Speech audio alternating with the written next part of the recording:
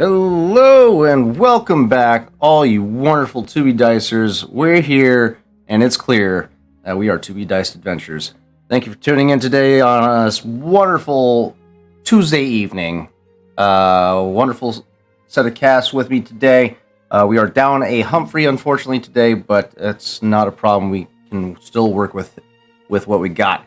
That being said, I'm Daddy Tarzan 82855 on all social media platforms. You can find me on that handle over yonder, this way, that thing down there.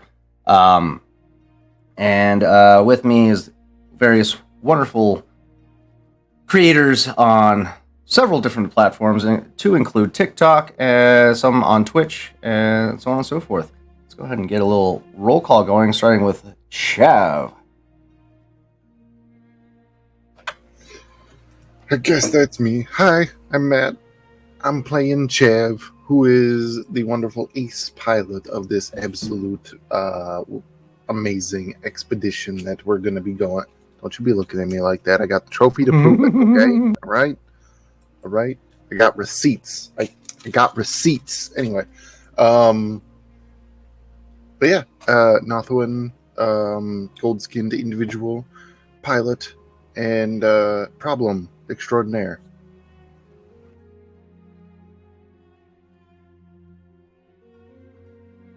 Up next, we have Guy. Hi, I am Guy. I am a retrieval pilot, and I am very happy to be here, although you probably already got that from my tone and very excited expression. And if you need a guy, I'm the guy. Back to you. We'd love to see it. And finally, rounding off our cast for the night, Rawl with the big guns. Wait, you don't have a missile tube yet. We'll get you one. Hi. Hello. I am Rawl, aka also known in the real world as Oz, son of a ghost on all the social media. Rawl is your Thursian powder monkey, very short fuse individual, shorter now that his brother is gone, and oh boy, let's see what we get into tonight. Can't wait to cook with that. All right. So we last left off with the crew had met with Zimbandaru, a Nautilin spice dealer who seems to have partaken in his own supply. Affectionately named himself Sin, or supposedly his friends call him Sin if he has any. But the Core Atlas crew had finalized the handoff between them and Sin, reached out to Galt to confirm the details and payment, which was a whopping 800 credits for a small delivery of spice, just to test how the waters work.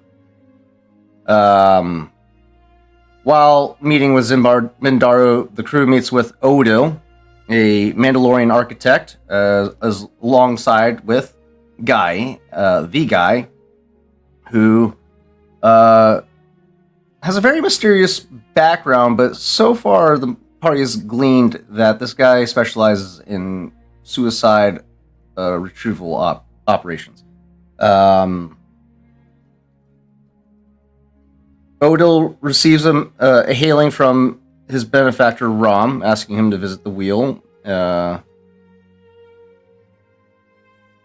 The promise of pay catches the attention of the Core Atlas crew, and on their way back, they get the information about the pay for 800 credits. Yep. Making sure I didn't miss any information. We were looking good. But yeah, they have to meet with Rom, who turns out to be the president of the Isotech company that specializes in cybernetic equipment, or in augmentations.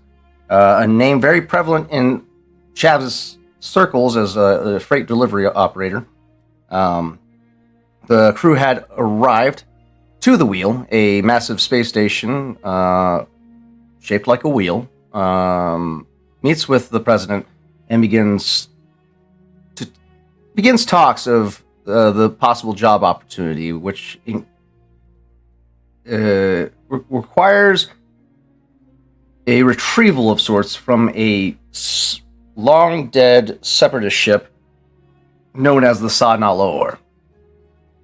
Rom warns the crew to be wary of those who they speak with outside of the offices of Isotech, as there are other players on the field that want that ship for themselves. We cut the scene at the end with a camera withdraw to spot a Rhodian standing outside the office's doors, listening in on the conversation as best he could. That's where we last left off. As far as where the rest of this adventure goes, is to be diced.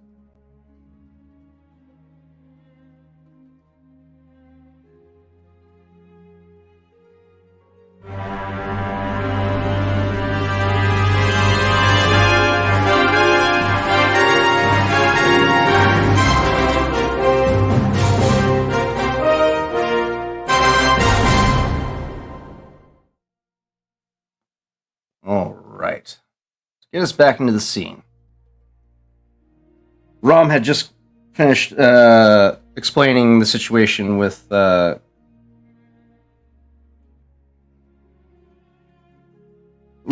acquiring gear for yourselves, as well as survival equipment and possible medical supplies for any possible survivors of the Sa-na Loor. He also stipulated that you will be taking an IT unit with you to help locate and bypass any possible obstacles that may arise that would require some sort of authentication or something along those lines.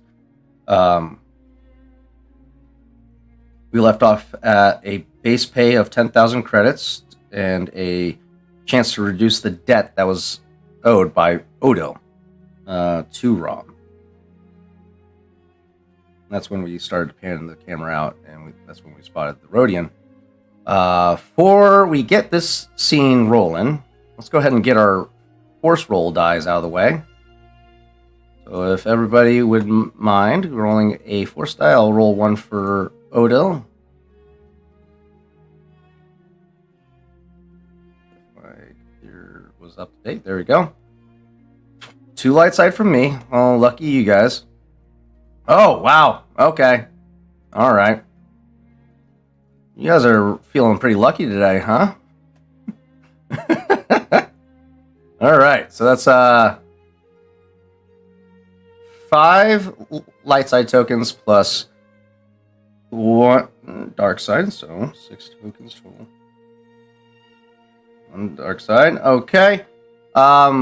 Rawl, go ahead and give me another force die roll to figure out how many uses of your force abilities that you can get today. Damn, you cannot catch a break when it comes to getting a free use for your force rolls. You're muted, buddy. Of course I am. He's not in touch with the force as much as his brother is, okay? His force powers are like just pure unbridledness in the moment kind of thing. So yeah, they're very hard to control. It makes sense. Especially being so freshly connected. That being said, we're all together. Odil, Guy, Chav, and Rawl all in the offices of Rom. All right.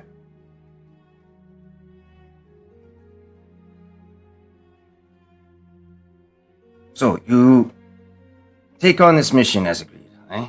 And I pay you the 10,000 credits, plus we split whatever you find on the Sa-na Loor, 50-50.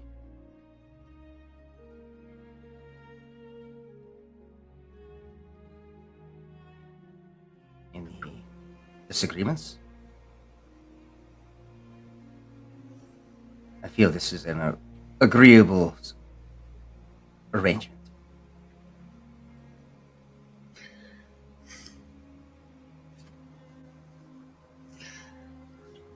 gonna have to pardon me. I'm trying to figure out if I want to be a dick right at the beginning of the session. I mean, we kind of were throughout the whole last of it. So, of the last one, I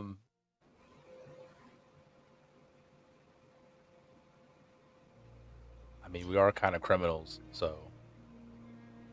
That's true.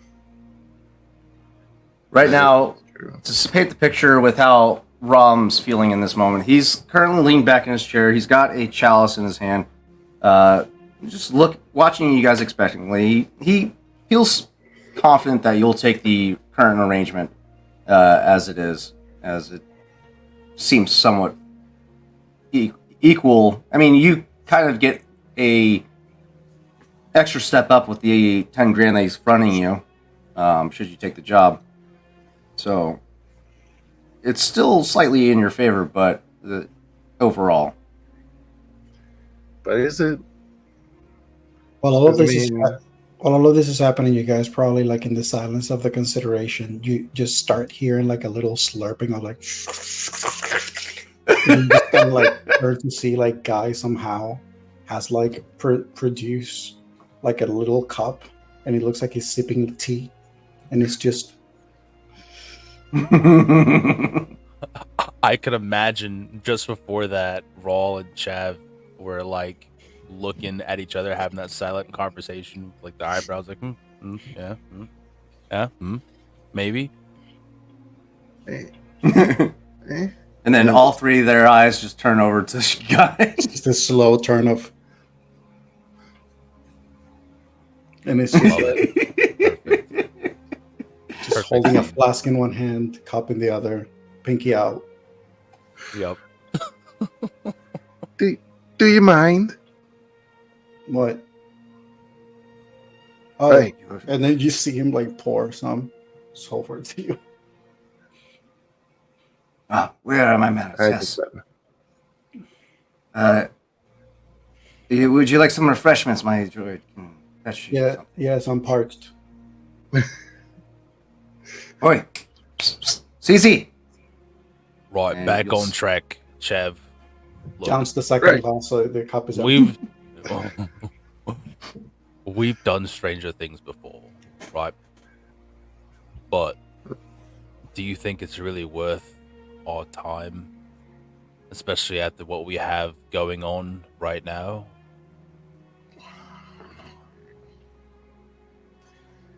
Yeah. He's gonna kind of think on it. I mean, we're pretty far away from Bespin, but they didn't try to clap us in irons when we got pulled over. They'll do it. Not yet. They'll do it. Guy just like volunteers them. What are you Excuse talking me? about, mate? What do you know about this? Is he not part of your crew? No, God Don't know no. this guy from my left hand. I saw him fly. I would never. I have a reputation to uphold. the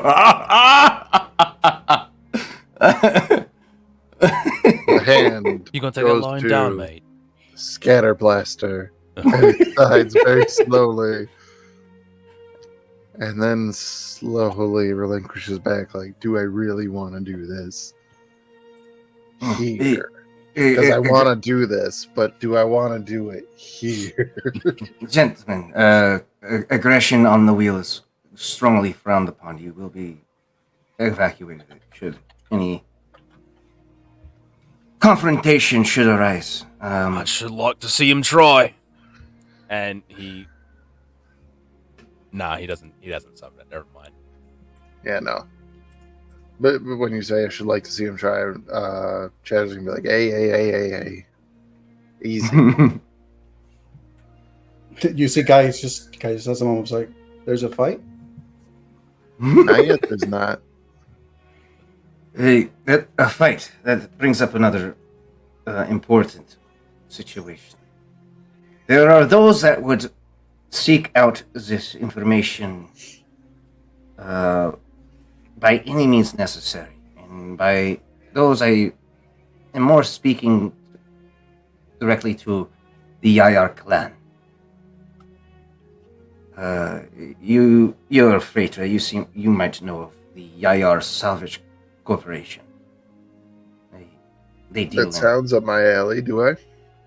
Yes, they are known for selling cheap scrapped parts, scrapped metal and recovered ship parts for dirt cheap.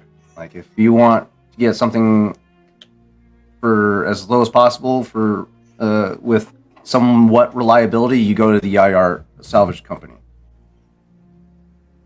Yeah, I've seen them. What, a Starfloaten's chop shop? It's a clan. It's a clan of Rhodians, very aggressive individuals. They resort to violence, underhandedness, sabotage. Very brutal organization. They will try to stop you from taking on this mission. How aggressive we talking here? And you see Raw crack his knuckles. Do you see your guy go, oh no, another mission with opposition? Who would have thought? Your friend is very peculiar, no? I don't know about that F word that you just said, but you better watch your fucking mouth. Yeah, I did not mean to offend. I'm sorry. I don't know.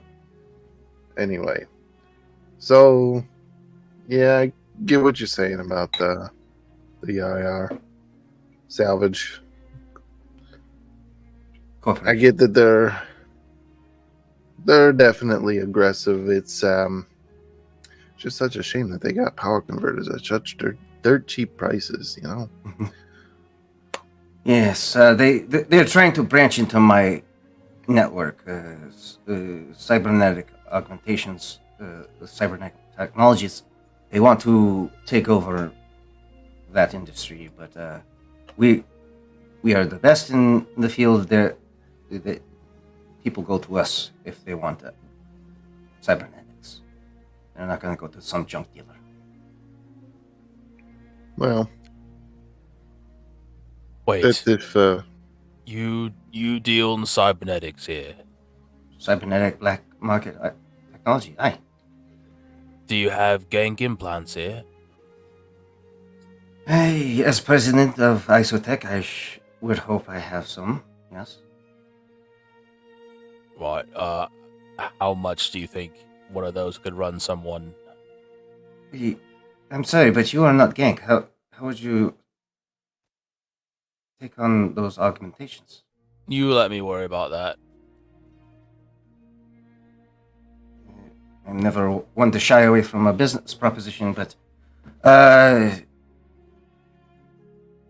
don't have the numbers before me right now, but I can draw you up something after we conclude our business. Right, appreciate. Well, Chev, are we going to take this job or not? yeah, I'd say that our business is concluded, so draw up your paperwork, sir. Okay.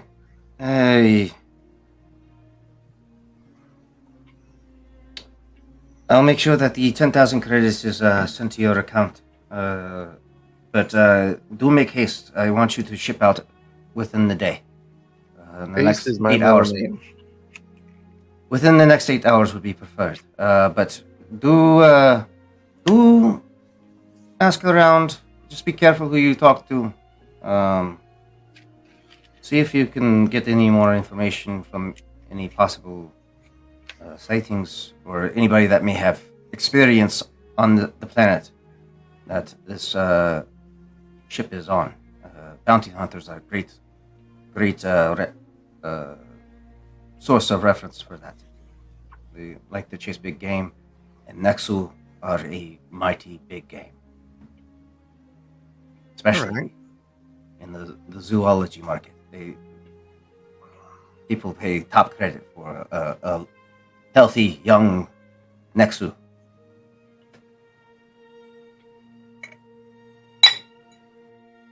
What did he just say? Nexu? The planet is overrun with them. It's the homeworld of the Nexu. Oh, the Cylon people here.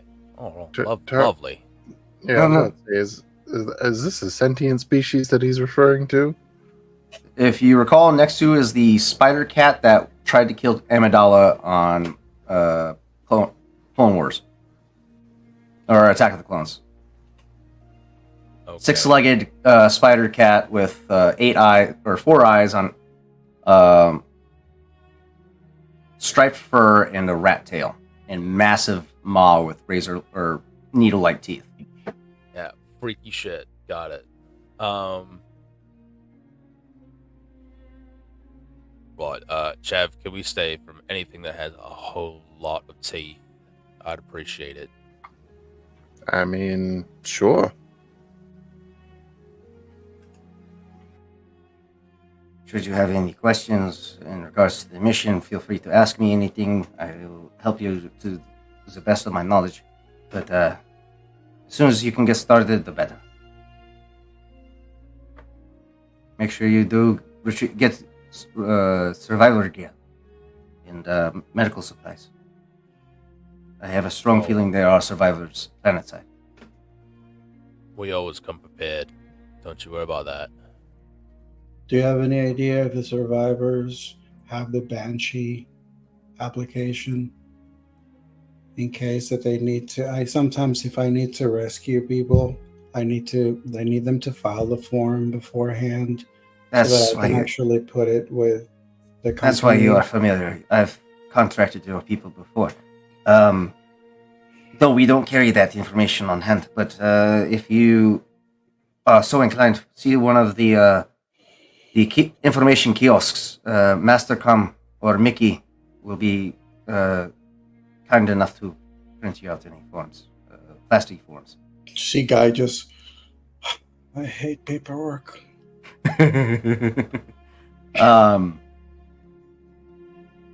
Chav, you've heard of the you've made stops here before, and you know that of the central command network station known as Mastercom that operates this whole facility.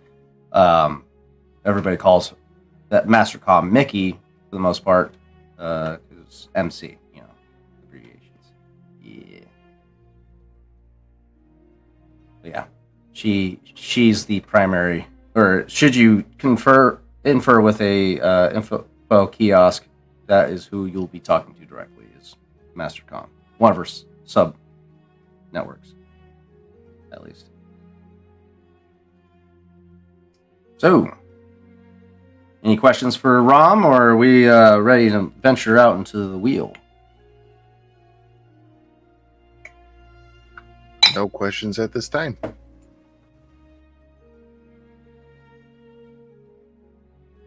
Okay. Already didn't like the guy, so. What's wrong with Rom? He's a decent guy. Nah, he sounds like he kisses money. I'm good. Isn't money what you want? Not from him. IT3. You got, to expect him. Okay.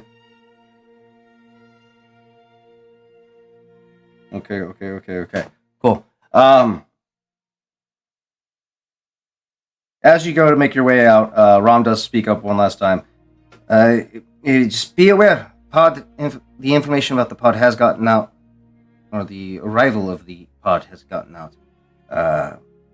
That's the reason for the increased security around the office, as little as it is. But, keep an eye out. Be aware.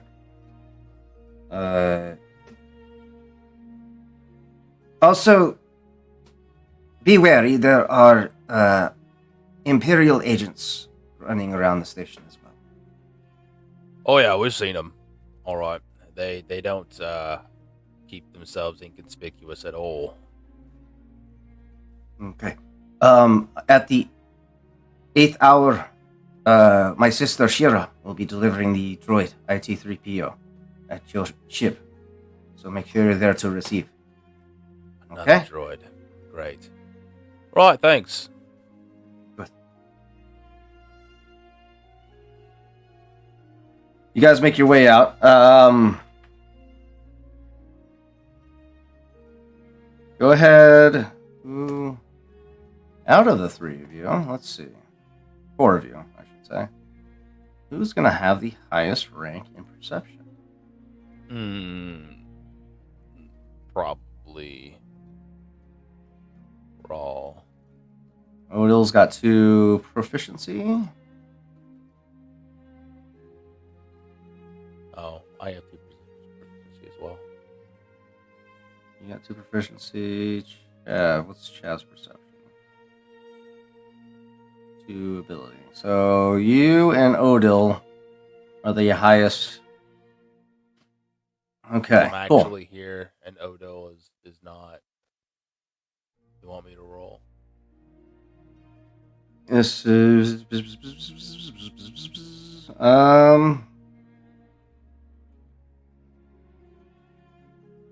Give me 1 second. I need to pull up the.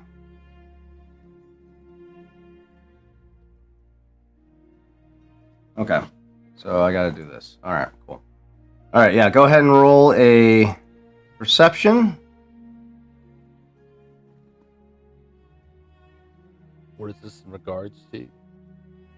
It's a contested roll. Yeah, against what? Somebody's stealth. 3 successes, 2 advantages. Oof. Because I asked this because I have expert tracker. So remove 1 setback per rank of expert tracker from defined track to track targets. Yep, no setback. This is a contested roll. You just gotta beat whatever the stealth roll is.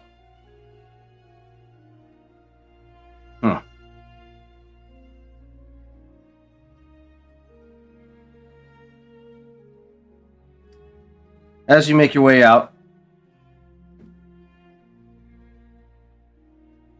Raul, you've encountered Rhodians before in your travels, so you're very familiar with their physique, their various skin tones, and very large bulbous eyes, and the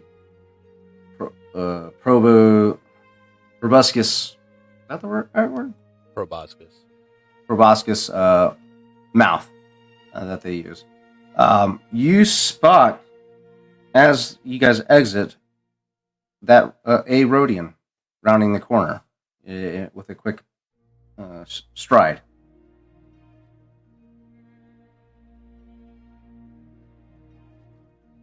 And if you were to pursue, you are immediately greeted with a massive crowd of individuals that are passing through the hangar. Is it hangar hall? Hangar corridors. The hangar corridors. That's currently largely occupied as people are making their way between various stores and hangars throughout this level.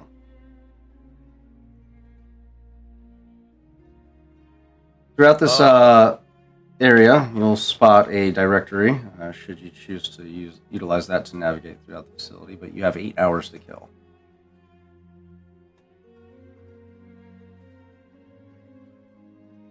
I'd say Raw's kind of hungry right about now. All right. You make your way over to the directory, and immediately upon arrival, you will spot several options that could facilitate that. We have the Blasted Asteroid Cantina, the High Stakes in Hyperspace Casino, and Tazia's Tap Cafe. Or Tasia's Tap Cafe. Tap Cafe? Yep. TAP. Okay. Tap. Very well. Like a tap. Yeah, or boop. Boopy on the nose kind of tap. Is this Raw by himself? This is everybody. If you didn't break off from the group, yeah, it would be everybody with you. I would say that Guy probably has a moment where he goes, right, I'm just going to wait for Gal so that I can start prepping my equipment for the retrieval. Oda will speak up. And I will go ahead and do inventory on my surveillance equipment. Good chaps. If you do gather any refreshments or sustenance, please feel free to save me some. I'll meet you guys back at the ship. Sure. Do you have any allergies or any dietary restrictions and whatnot? I would say I'm quite impartial to nuts. Nuts. Oh, right. Very well. No nuts. With that, Oda will make his way back towards the Northwind Chimera to go ahead and start working on getting an inventory of his gear and see what he might need. So it's just the three of you for the moment. What's your heading? Raw's immediately looking for a place that has nuts.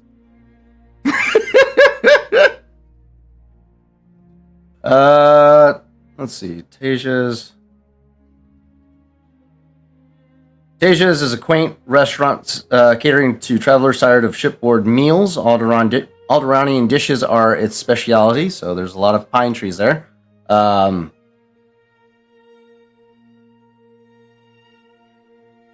Yep, and that's all the information that relates to that location. The Blasted Asteroid Cantina. The Blasted Asteroid Cantina is a cantina chain located in starports and space stations throughout the galaxy. It is a favorite for regular travelers to the wheel. It never closes and is nearly always crowded with newly arrived and nearly departed, and all manner of patrons in between. The cantina is dingy, though a small army of droids helps keep the place running and relatively clean. Fights are discouraged, and the staff will quickly call wheel security at the first sign of trouble. Chav, I would say you probably stopped at this cantina a time or two. Pretty good, decent food there. You are aware of an info chant there that you can utilize to get information. You have not met him directly, as you haven't had a direct need to talk with this individual, but you know there's a certain Corellian there that if you need information, he's the one that you go to. Chad, you've been here before. Do you know of a good place to eat? You know what? Can put our feet up. I think I do. I think I got just the place, just for you, Rob. You know what? Yeah. Follow me. And we make our way that direction. And after we get there and get our order in, I do believe that I will look for this Corellian individual. All right. You guys arrive at the Blasted Asteroid Cantina. It's relatively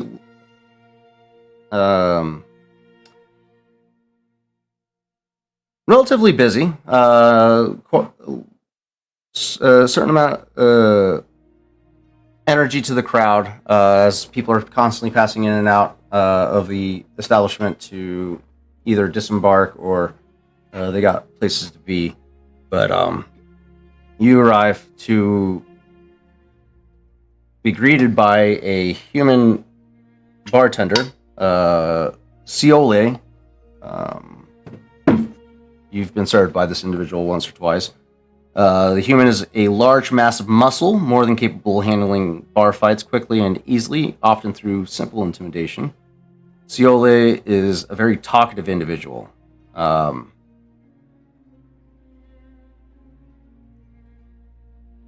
And you would know that he's if you're looking for the info chant, he's the guy to go to. That is my first stop then. Hey, welcome to the Blasted Asteroid Cantina. Name's Ciole. How can I help you? Well, a few things. Number 1, drinks. Number 2, grub. Number 3, looking for some information. Who has the goings on in this area?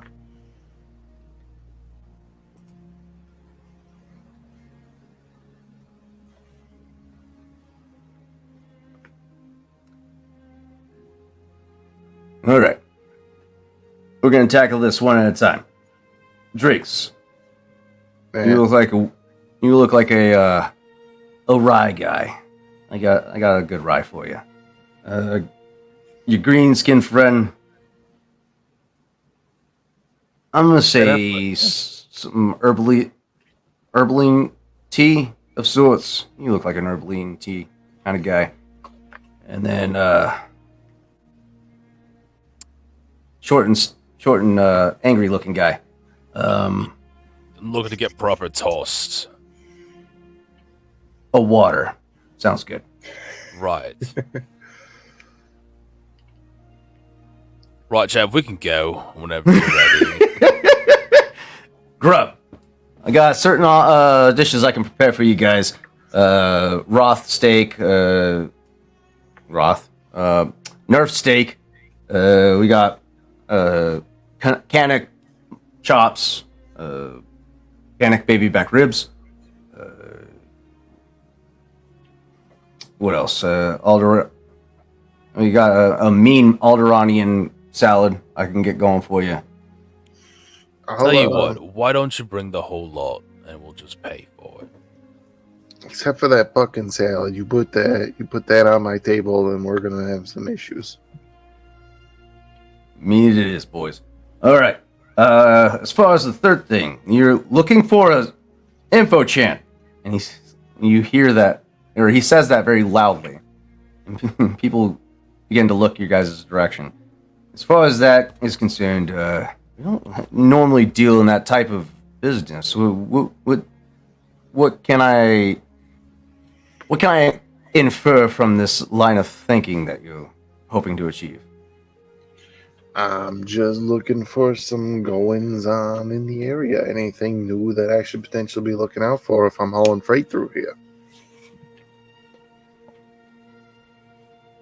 Any weird sightings? Like, anything happening out there? Any ne'er-do-wells popping up that's gonna try to mess around and give me a late dispatch or a late arrival time?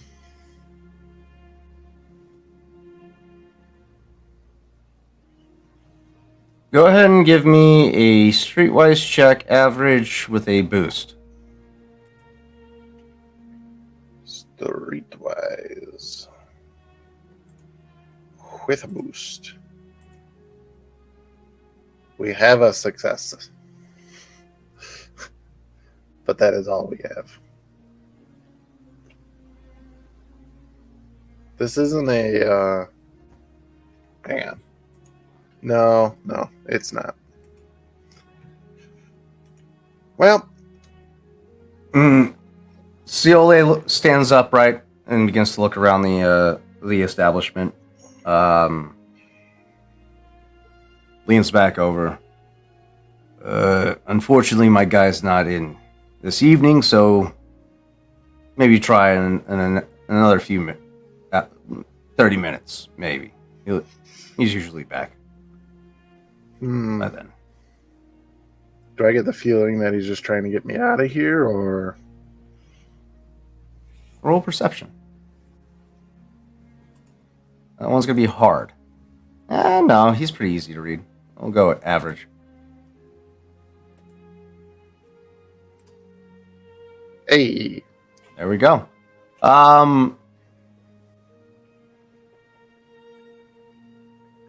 you get the sense that the line of questions that you're asking aren't worth his time of putting his neck out there for whoever it is that he may be referring to. So he doesn't think what you're asking is worth his time. His chance time. Yeah. That's too bad. That's too bad. Here, I was gonna possibly give a finder's fee for, anything in the area popping up that's potentially recoverable. If anybody happened to know anything about it, it'd be such a shame if I can't find any additional info about this. Then maybe somebody else turns it in for whatever kind of reward money pops up. And then I can't even pay my sources. Ciole stands up, eyeing the money on the table, and looks back to you. Then he looks over. He'll look over his shoulder, and with that successful perception check, you'll see a Corellian individual sitting at a round table by himself, currently eyeing your group, seemingly unimpressed at the moment with the information that's been shouted out for him to pick up on.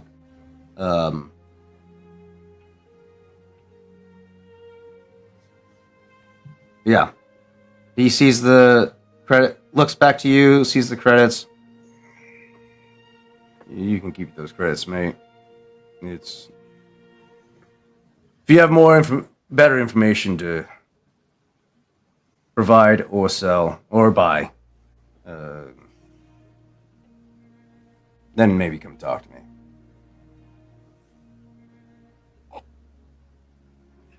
Don't want to tell this guy what we're going after. Because that's secret. That's how he kind of stepped in it last time. So, fine. We'll call it a bust because he doesn't want to stick his neck out. I can't stick my neck out. I haven't given him a reason to stick his neck out. now hold on. I just ordered a whole smorgasbord of food. We're gonna eat the food, then we can go. But we're not like going. We're just leaving this guy alone to do his work of, bartending and stuff like that. And we're gonna go sit over there and we're gonna eat the fuck out of some shit. Sounds like a good plan to me. And Rawl just speed walks over to the nearest table. You guys get situated. Meanwhile, the individual that Chav, you spotted watching you guys, continues to observe you guys as you move through the cantina and get situated. You get a sense that you've slightly piqued his interest, but he doesn't have any. He currently doesn't have any reason to seek out a exchange with you yet.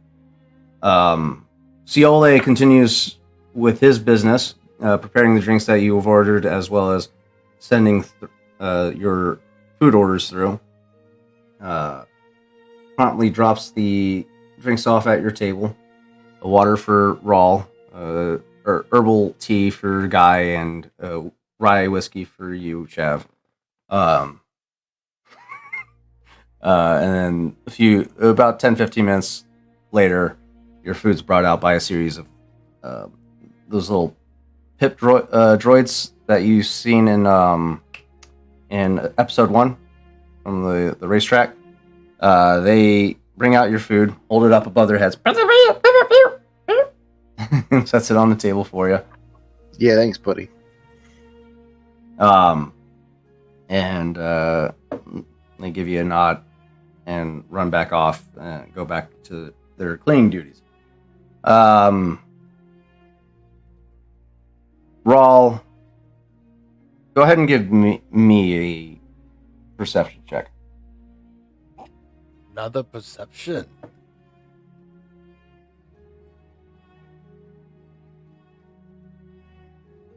2 failures, 1 threat to beat. Very well. I see your threat, sir, with advantage. And I see your failures with success. So it's a fucking. I don't know what to. It's a 1 for 1, unfortunately. So that means it's a failure, unfortunately. Yeah, you guys eat your food. The baby back ribs were slathered in a sweet and savory barbecue sauce. The steak grilled with some fresh herbs, and it's very stimulating for the senses as you consume it, as well as the chops. The meal overall fairly impressive for such a dingy establishment, but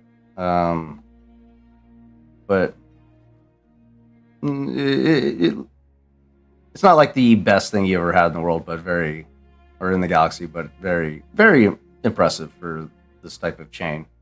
But yeah, you guys finish your meals.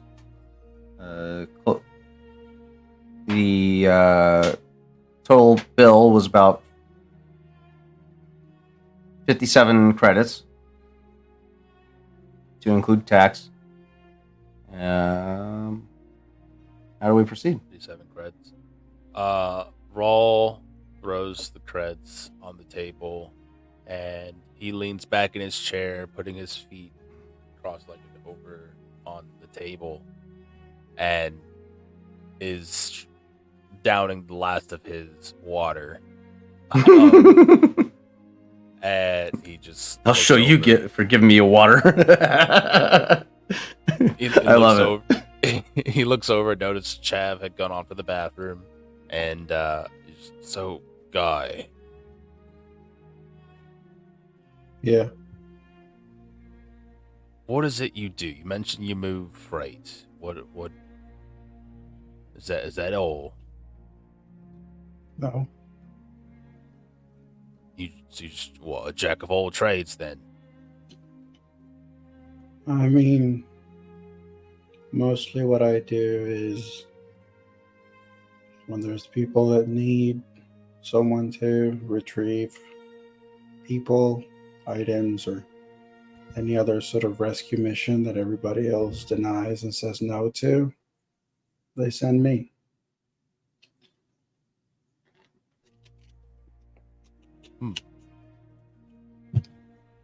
Rescue people.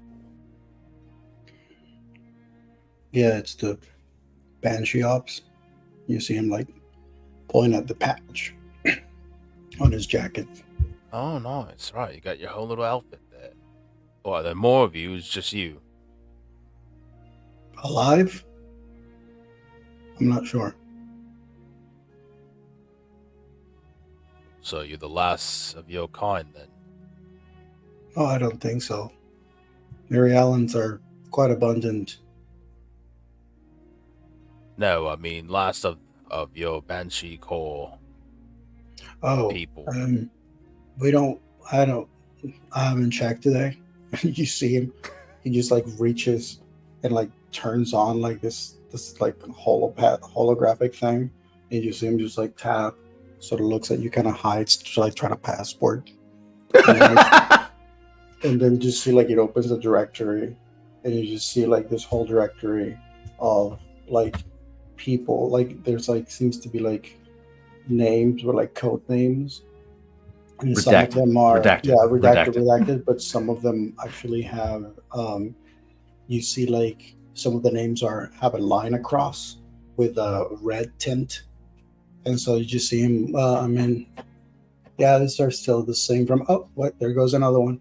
I got for one less today, and he just turns it off. You would have seen about like 50 names in that list. A lot of them, were redded out. The Banshee Corps is very, very thin on their numbers at at this time. I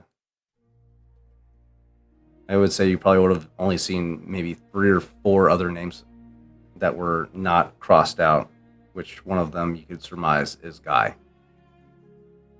So, if they're that small number of you, can you really risk going out on this whatever fact-finding tour we're on now? I mean, I haven't gotten a call today. And the guy said that apparently there's people that might need to be retrieved, so, I suppose I can do some pro bono. Not like I have much more to do, really. I suppose gotta make that money. Sometimes. Oh, Chev, you're back from the head. How was it? Is it one of those fancy ones where it shoots the water up your bum? Hell no! I think No. I think I caught something.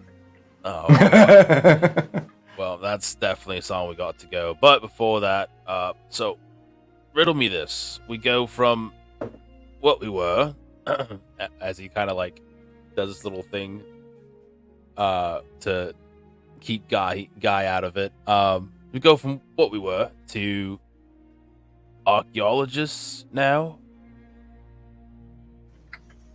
We are whatever we need to be to move expensive shit from one corner of the galaxy to the other.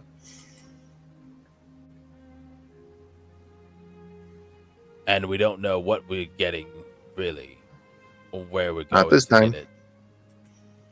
It's a blind shipment.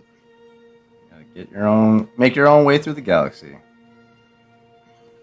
And you're okay with this for 10,000 credits.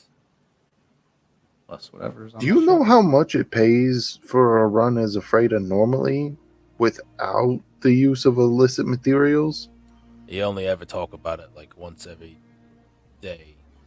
Yeah, Really? because, it's something that I got to keep up to, so that when we get stopped by the Imperials, they're used to seeing me with a clean bill of health.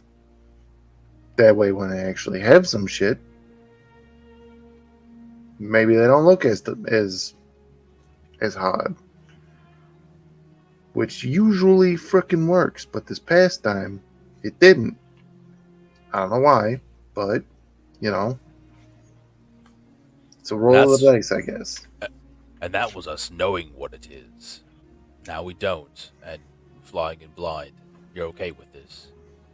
Well, that's the other thing, is that this time I actually have the right container. I got a smuggler's compartment. They ain't gonna find shit. And what? What'd you say? Find what? See? He's got the right. Right, well, I'm sure someone here has got some information somewhere about something. So we canvass the area, ask some people here, or move on.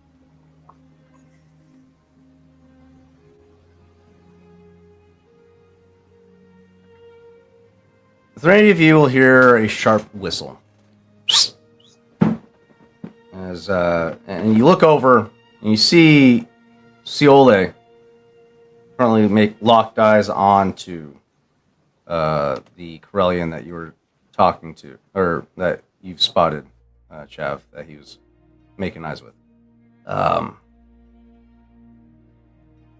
The Corellian smiles, nods to Ciole, and his eyes lock on to you, the three of you. And he just raises his hand and waves you over. Chav will pick up all of his things and move over there.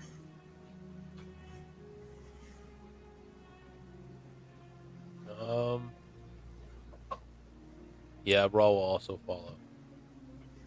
He's I'm got going to like the last bit of a rack of ribs in his hand. He's just kind of just gnawing on it. I'm going to say, and this is up to you, Sir GM, but I think Guy has a thought, and he decides to access the Banshee network to see if there have been any retrieval requests made on this planet, and if there are any coordinates that could potentially be repeated or that may give an idea as to which area or location may be of interest. Oh, you guys know where you need to go. The issue is it hasn't been recently traveled, so you got to get information to get updated coordinates to this planet. That being said, run me a computers check at easy difficulty. Ooh, damn.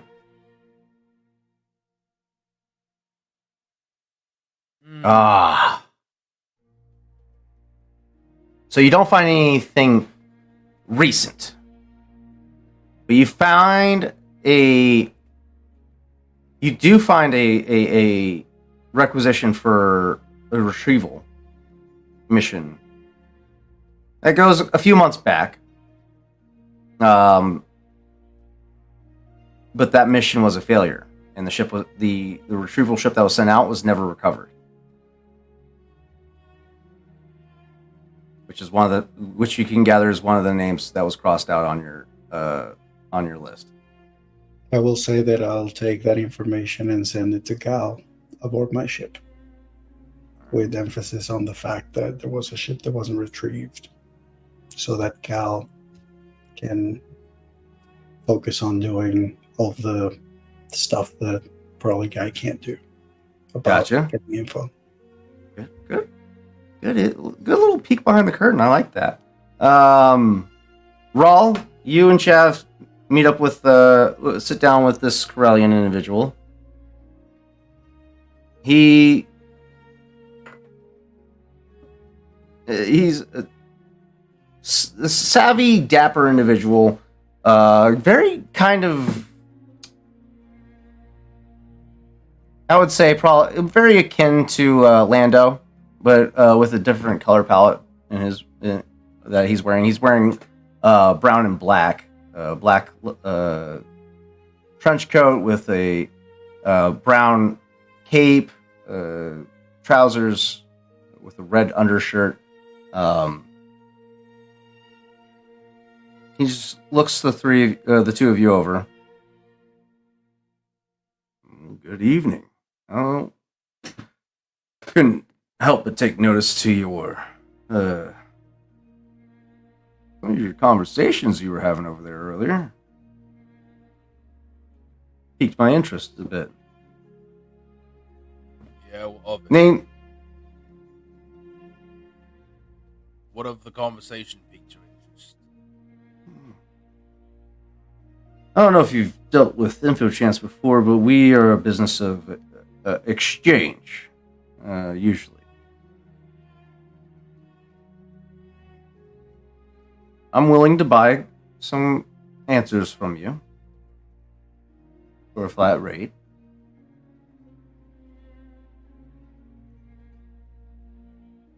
We're going to go 15 credits per question.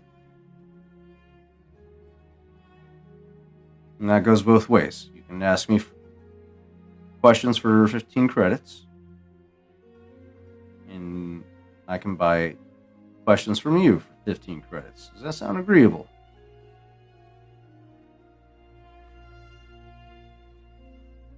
So, I tell you a secret, you tell me a secret. Who has the better secret? Does the credits go up then? Or... The flat rate, my friend. Well, that doesn't seem fair now, does it? You can take it or leave it.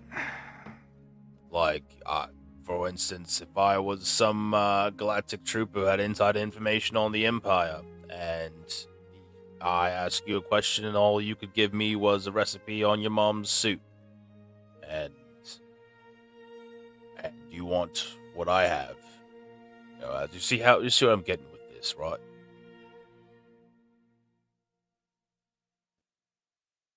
Go ahead and roll a hard negotiation check for me, bud. I will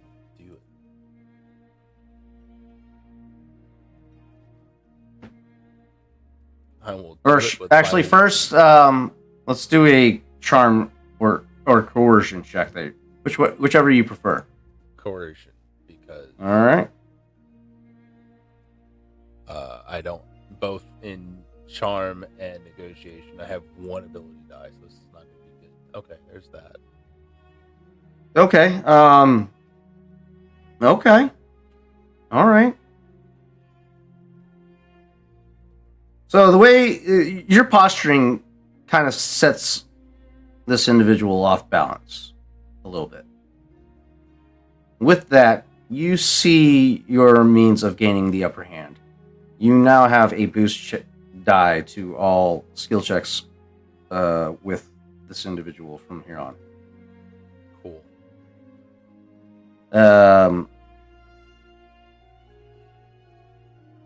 Now, go ahead and roll that negotiation check with a boost. Good luck. Boost. Roll. Oh yeah. Ah. Oh yeah.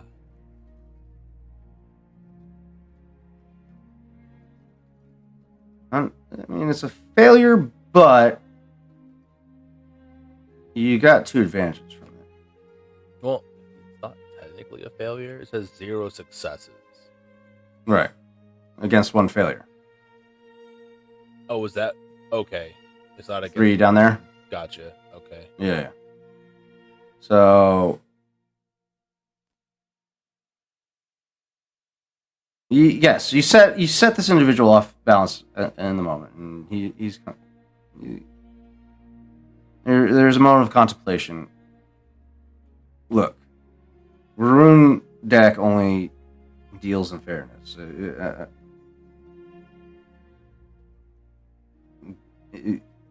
I'm not asking for you to give up all the details. I'm just asking for a fair exchange. 15 credits a question. You're completely in your right to withhold any information. It's just whatever you're willing to part with and whatever I'm willing to part with, and you can go from there. Right. So, how do I know you're not going to lie to me? In InfoChamp, we don't. What's the point of lying to our clientele? Right. Well, let's test this. What's your real name? And he throws down 15 credits. Warun Dak, born on Corellia. Started out as a small-time thug, but I found my calling in information gathering and exchange, and that's who you have sitting before you now. Right. And I guess this is the time when you ask me a question. Is this how we're doing this? I mean, if you want to go 1 for 1, I'm fine with that. Absolutely. Jim, ask, what is the setup of this scene right now? Like, how are these people? Are they sitting in front of each other? Like, whereabouts are they? It's a round table positioned at the back of the cantina that's directly in line of sight of the bartender Ciole. So from your position, where I assumed you remained at the table that you guys were at when you were looking up the information, or did you move over with them? Well, based on the information that you're about to give me, I'll tell you whether or not I approach Okay. and how. I imagine that Chav had sat down next to this guy, but Raw, he's posted up against the wall that's near the table, and he's probably on the opposite side. You said it's a round table? Yeah. Yeah. So what I'm going to say is Guy arrives as the question begins with like a little tray of snacks that he's just chewing on, and with completely no sense of like personal space, sits at the edge of the round table on the side of the guy that Raul and Chav are talking to, and just starts scooching until he ends up like really close to the guy, just going on the thing and just looking in the hopes that if there's like need for coercion later down the road, guy just by being there is completely unnerving. It's just that. I'm here for it. I'll give you another boost die for any other required checks with that. Yes, please. All right. Yeah. Did you want to go for a 1-for-1? Okay, that's fine. However you want. I'm perfectly fine with a 1-for-1. Where did you just come from? And he sets 15 credits down on the table. Well, we were on vacation. Space. Big open blue space. It's great. He starts to retract the credits back. Right, we were on vacation in Bespin. Have you ever been there before? Took in the Grand Prix there. It's a pretty nice race. The Cloud Car Grand Prix. That's very interesting. Thank you. Here, and he pushes the credits back out. Right, are we just going to trade these 1 credits here back and forth? Is that how we're going to do this? Because 15 credits. I mean, right. You just increase the pot for each other, one by one. Whoever would, we take our respective pots and go from there. Very well.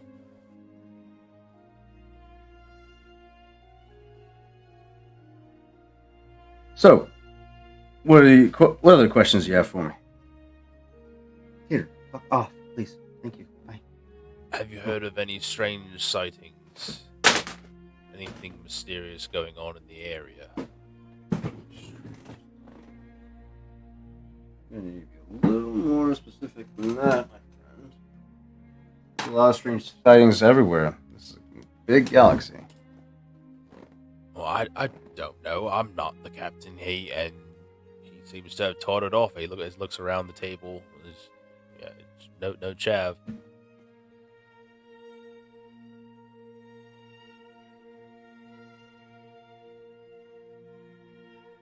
Let's see.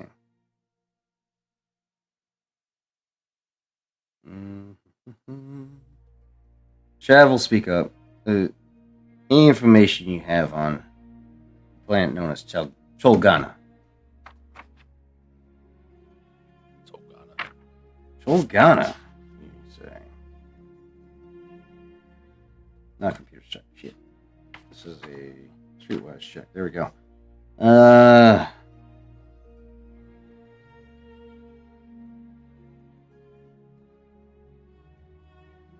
This is going to be a streetwise check from Chav.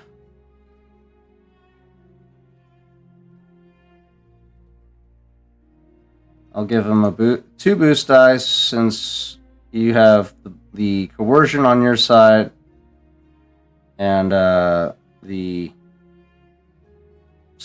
supplemented coercion from Guy on the other side. So he'll get 2 boosts for this check. This is going to be average difficulty. Let's see. Average difficulty, yep. Alright. And that's a success. Look at that. Just 1 out of all of that. Not bad. Alright. Warun shifts himself a little bit in his seat, trying to inch away from Guy, who immediately closes the distance. A number of beings have been asking around for anyone who has gotten astrogation paths to the planet, but none have turned up yet, so sorry to be the bearer of bad news. But everyone is wondering whether those tales that linked the Sanalor to Chilgana might have been true. And he'll set the credits on the table at this point. Am I to infer that those rumors are true?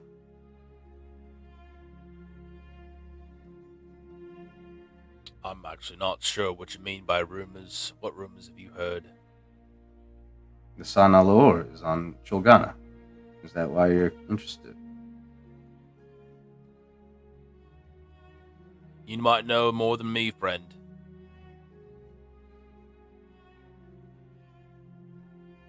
Unsatisfied with that answer, he does pull back those 15 credits.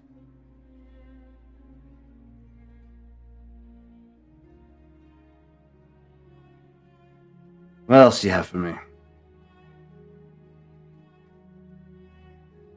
Well, you said that no one has made it over there. How many are we talking here? I'll set down 25 credits. You talking in regards to how many different organizations? Or? How many? You said people have tried to get a star pass, but no one has turned up. Right. Yes. The Yaya Salvation Company has been vehemently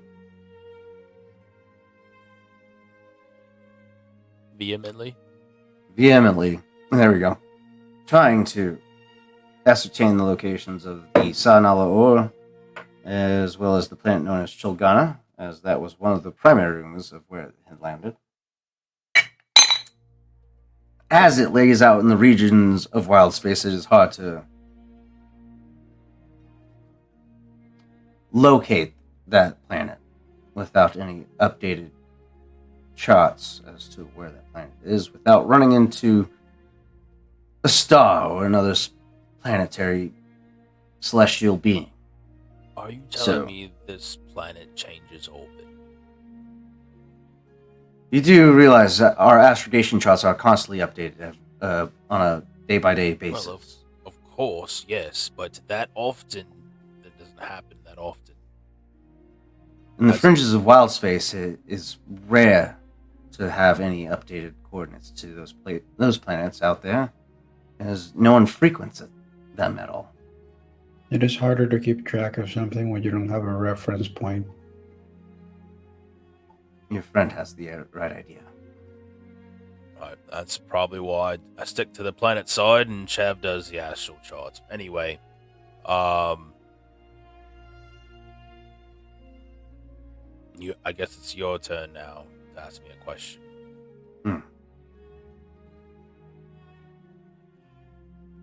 You don't happen to be the crew that is responsible for the Cloud Call Grand Prix results? You're not the winning crew, are you? Well, I'm sure you've seen this bloke's face all over the movie screens. It's hard to miss this golden block of metal here. I mean, look at him. Yeah, he sets an extra 10 credits down. So am I to assume that the broadcasts that did make it all the way out here are true? That you are suspected criminals of a terrorist organization of sorts? That's another question. It's my turn to ask questions. That's fair. Just for reference, you can still ask questions about Isotech, ROM, Raxus Prime, or the San Alaor. To give you some guidance as to what you can be asking for. And that last one. He's gonna ask, "What is this San Alaor you speak of?" I don't really know the name. You go ahead and roll a average streetwise check with 2 boosts. Streetwise boost. All right. Nice. There we go. You got 1 success and 2 advantages from that result. Okay. Varun adjusts slightly, takes a sip of his drink. The Imperials are cracking down on Wait. Oh. The Yaya clan has also been asking about this ship since the hyperspace pod was discovered. And the Imperials are more than a little interested in the old ship and have an operation underway that might involve it. They haven't seized the pod outright because of the wheel's unique status, as we are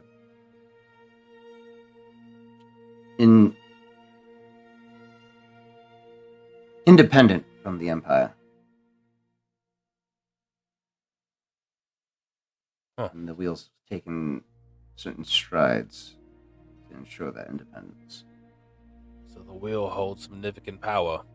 Interesting. Right, and to answer your question before, no, those allegations are all false. I don't know who keeps spreading this information around. Thank you for that clarification.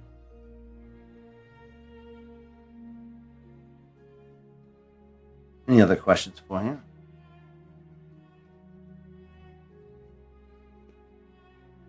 Do you know where we can find more information on this? Should the need arise? Is there someone more learned than you, or In regards to what, my friend? to the what was the thing's name? Sanalor. San Ala Or. Yes. That. I have a friend.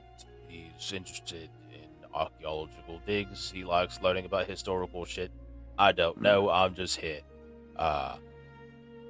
Yes. Do you have any more information where we can find that thing? He likes shiny things. More information on the Sanalor. You can always refer to the information kiosks, Mastercom or Mickey, as some mistaken to call on her, has a database that I'm sure has some type of information in regards to that ship. As far as any other possible avenues of interest,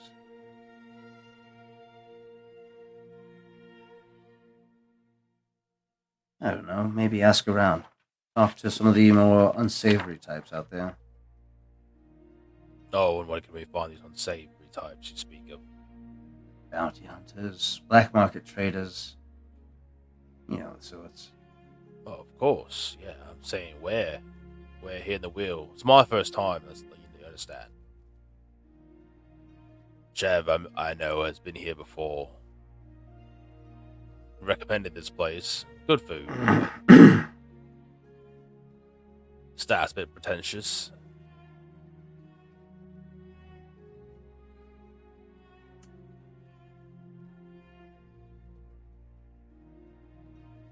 He contemplates for a moment. His finger taps on the table as he continues to contemplate, incessantly tapping at this point. Rawl looks around the room. Does he notice anyone moving towards their location? No. Signaling somebody? Give me a perception check. Average. Easy. No Guy average. is just chewing while his face is just on. It's just Oh my Damn! Why are we going shot for shot with this? Damn. You don't spot anybody around the room, but his the direction his finger is pointed, it's pointed directly at the pot in front of you. Almost as if he's signaling you that you need to pay him before he gives you any more information. Rawl pulls out 50 credits. We're at what, 10 questions now? Yeah. Yeah, we're at 10 questions. Alright, and you're dumping 50 credits this time? Yep. Going big or go home kind of thing.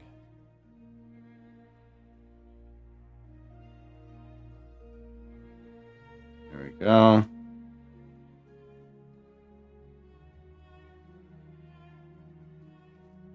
All right.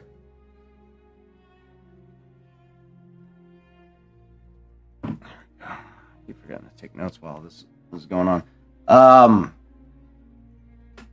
He hears the credits clank on the table. Your question was one more time. Where we could find more information. Oh yeah, more sources of information. I would say Chav in this moment was about to speak up before you dropped the credits on the table, but before you could say anything, that's when you drop the credits, and that's when Warrune speaks up. Ah, yes, you can always refer to any of the information kiosks about. Maybe talk to your friend Rom at Isotech. He may know some more information about in regards to the planet that you're going to or the ship itself. That or there is there's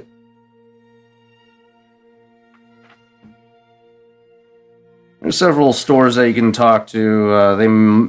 Some of them may have some type of perception into this ship, the Sanalor, but I wouldn't rely too heavily on them. But yeah, just ask around. Just be careful who you do ask.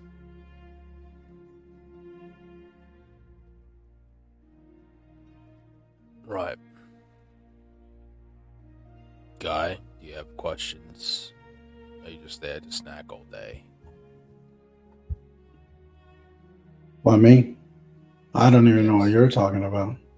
Right, very well. So, Or would I? Or what?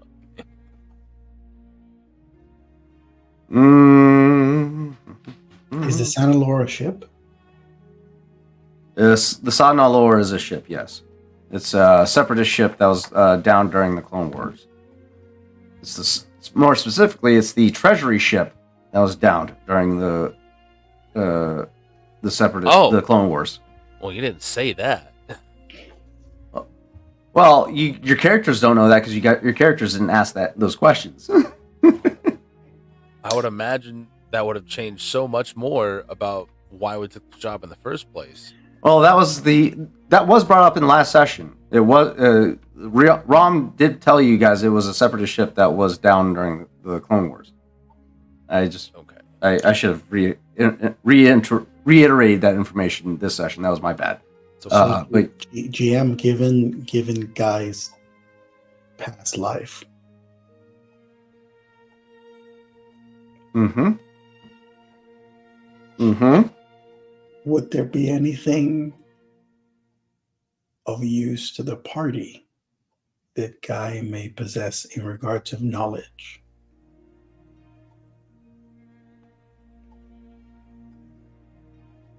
I would say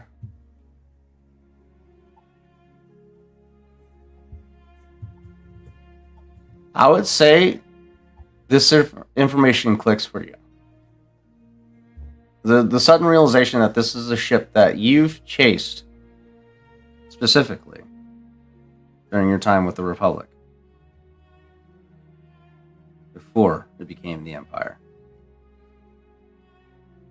You chased it to the fringes of wild space, but it was lost after its final hyperspace jump.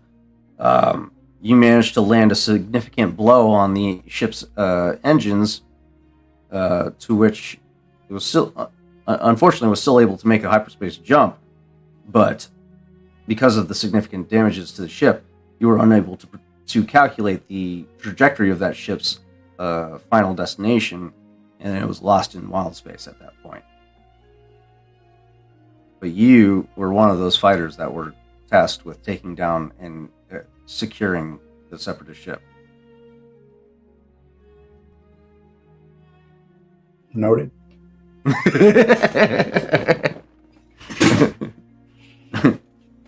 That being said, yes, you would now realizing what the name of the ship is, you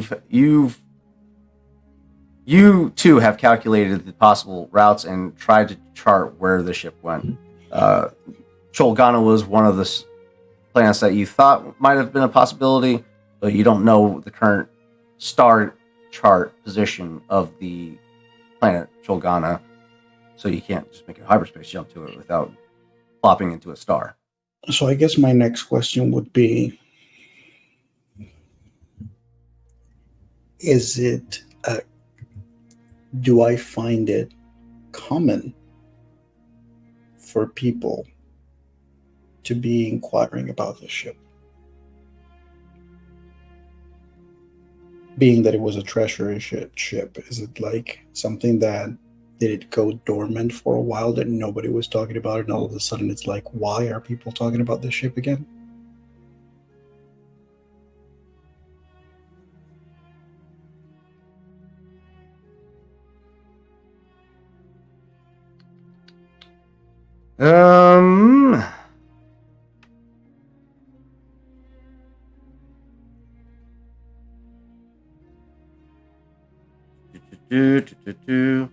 So, it was a big deal when it first disappeared, back during your time with the Republic. It was you were part of a task force that was trying to track it down for a while, but after the transition over into the Empire, I assume that's probably about the time when Guy would have retired.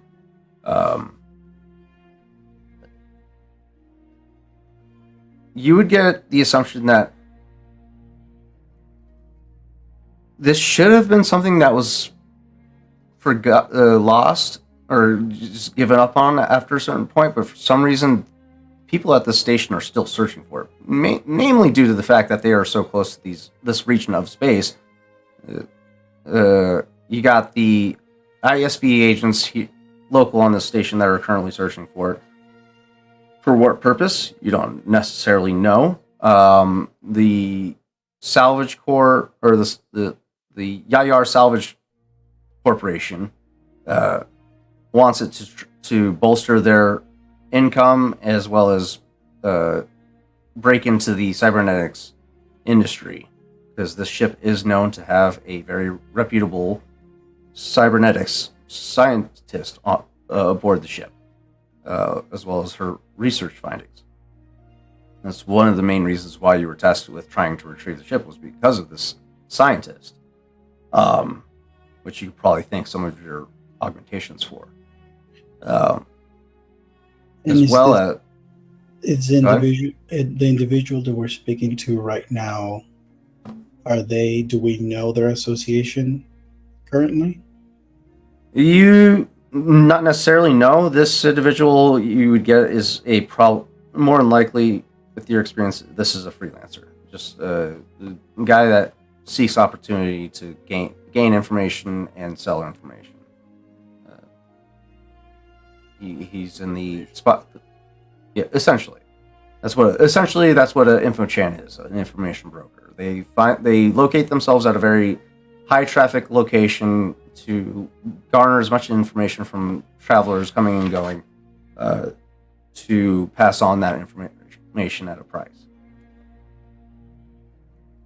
I'm gonna say there's. But yeah, I would say that would pique your interest for sure. Yeah, I feel like Guy taking a bit of a moment when like Rawl is like, "Do you have any questions?" Guy is just doing his thing of like reaching, putting the thing in mouth, chewing very deliberately, and it just goes, "What's your name again?" Walrune Deck. Maroon.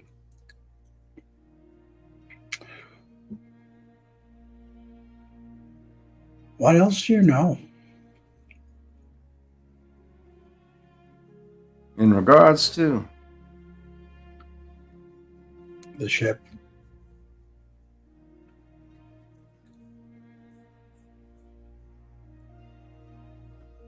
roll me a streetwise check. 2 boost. This is not gonna go well. Ooh, shit. It's not gonna. Two There will need moves, to be. though. Yeah, but You got this. I'm gonna use a force die. Okay. That's fair. Valid. Nope. Oh my god, that was a hard nope from him. Oh my god. And unfortunately, my friend, I've got nothing else for you.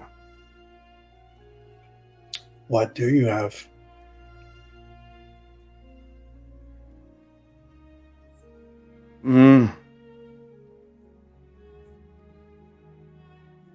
I got information on Isotech, Rom, the president of Isotech. I already told you everything I know about Chulgana. Told you everything I know about the Sadnal. Is there a way that I can roll a coercion check that is basically just Guy staring and chewing, just like it's just that, you know, that thing of like, I'm not gonna talk no matter what you say, and like I'm not saying anything. I'm not gonna talk. It's like it's not saying I'm telling you, stop saying things, stop trying to convince me I'm not gonna talk. Like that's kind of like what I'm trying to do with Guy. It's just that like blank stare. There's not even like threat in his face. It's just that deadpan, just awkward, very uncomfortable. I'll give it to you. Average difficulty.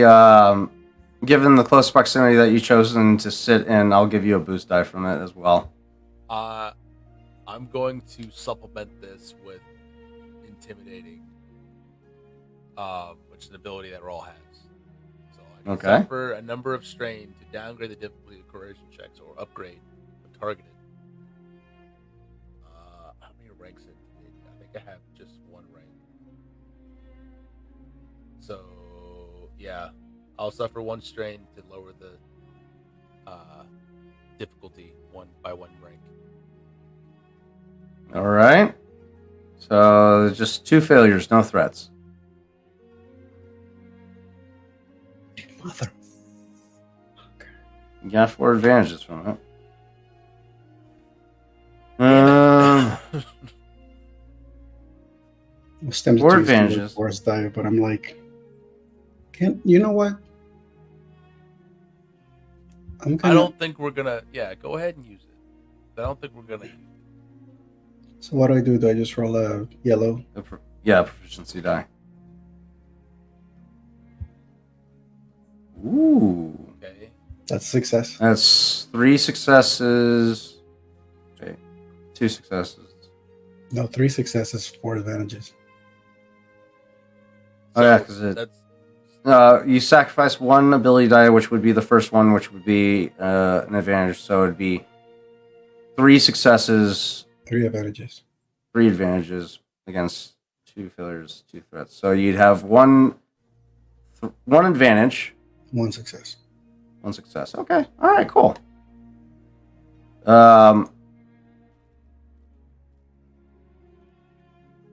Yeah, he just starts going. I told you everything that there is to know about Chulgana, the Sanal or Isotech. Everybody's talking about how Isotech and the hyperspace pod.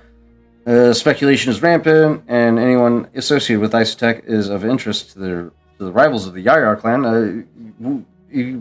The Yayar of the Yav Yayar of the Yayar clan and Rom have a history of animosity. They're constantly taking swipes at each other, and anything the other covets until they get the wheel. It has beefed up security around Isotech due to the attempted break-ins. What do you want?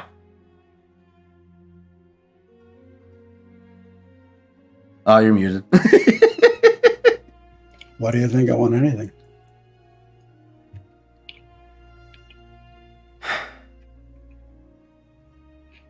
Guy just turns to Raleigh, to Chab and Raleigh. You got all that? Yeah. Rawl had pressed record on his little data receiver and just let that just keep going while he spoke. Just see Guy just kind of like grabs the rest of his snacks, puts it in front of the guy of maroon, taps his shoulder, gets up, leaves. As you tap Warrune on the shoulder, you'll see over in your peripheral, Siole had started to make his way over, but then you get up and begin to make your way away. Sufficiently supplied with information, the group of Core Atlas begins to make their way out of the cantina. Let's go ahead and at this time take a quick 5-minute break, get resituated with whatever it is we need to do, bio breaks, so on and so forth, and we'll be back in 5 minutes. We'll see you guys.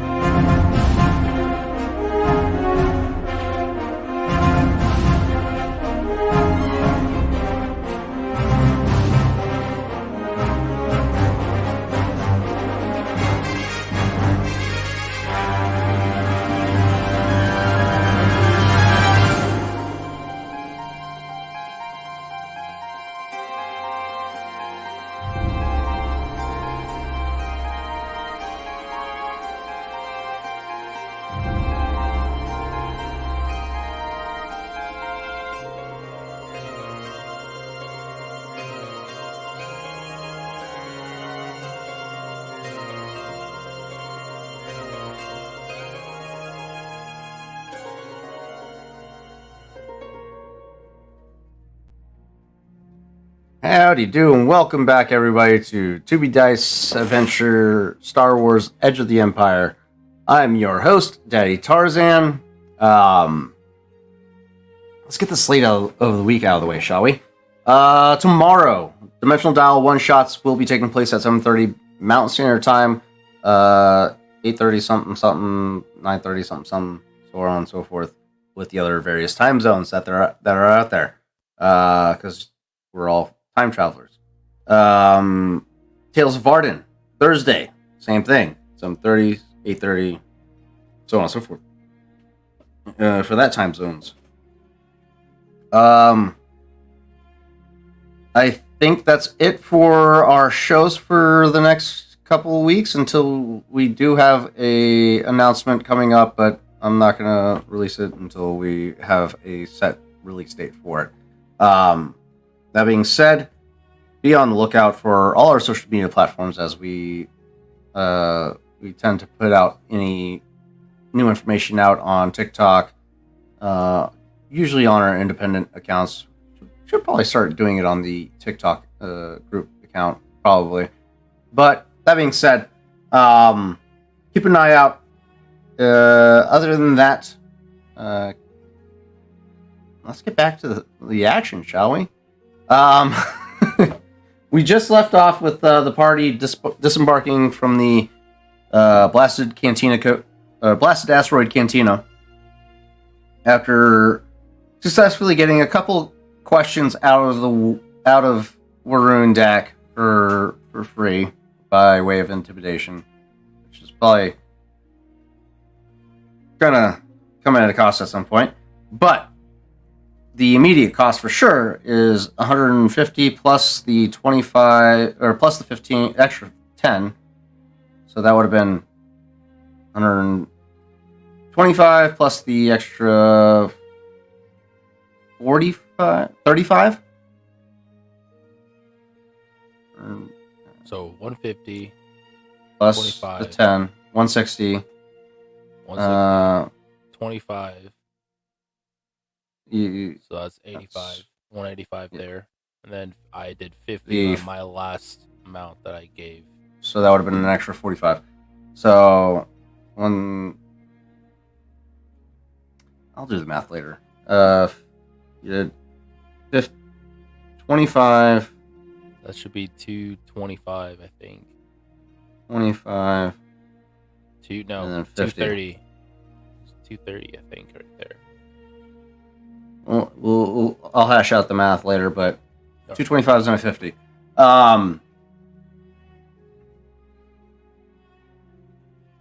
Credits exchanged. You guys make your way outside of the cantina.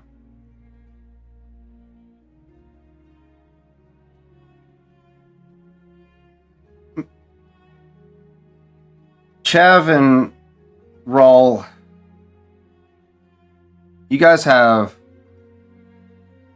I would assume, some more questions to be had for Rom, as the answers that you've gotten from Waroon have opened up some other avenues or other lines of questioning that you could present to Rom as a secure source of information. You also have the information kiosks that you can also refer to. What would you say would be your immediate go-to for the further investigation? Whichever one's closer. Information kiosks can be found throughout the hangar level, or hangar deck level. Last Destroying Cantina, and where would that be? That would be this guy right here. Yeah, this guy. So the Blasted Asteroid Cantina would have been right directly across from your hangar bay, where your ship is located. Okay. We would have gone back towards the hangar bay to... And then there would the kiosk would have been right off to the side panel, or one of the side walls of your hangar. So you go to the kiosk, you're immediately greeted by Mickey. Greetings. Welcome to Wheel. I am Master Com. How can I assist you this evening? Is this an interface or is it a robot? I am a fully sentient individual that is capable of providing you any questions, answers to any questions that you may have for me. Right. I'm looking for an information on a ship. Always don't know how to pronounce this name. Oria, or he's looking at what he wrote down. He's like, no. Guy totally knows how to say it, but he's absolutely just watching you try to pronounce it. The ship's name is the Sanalaor. You got any information on that, Mickey? The Sanalaor. Let me look through my database. Go ahead and, since you were the one taking the lead, Rawl, go ahead and roll me a Streetwise check. Streetwise. Sorry, computers. Okay. Black computers. Do I have anything for this? I do not. Have a lot of shit, but nope, that is not one of them. Ooh, look at you. It's the biggest roll I've ever done, I think. Right, Saying it's a 4 triumph successes. All right. I think I'll call that a triumph. Okay. Yeah, you're gonna get the triumph as well. Sweet. My information database turns up a entry made from the smuggler known as Rena. We'll...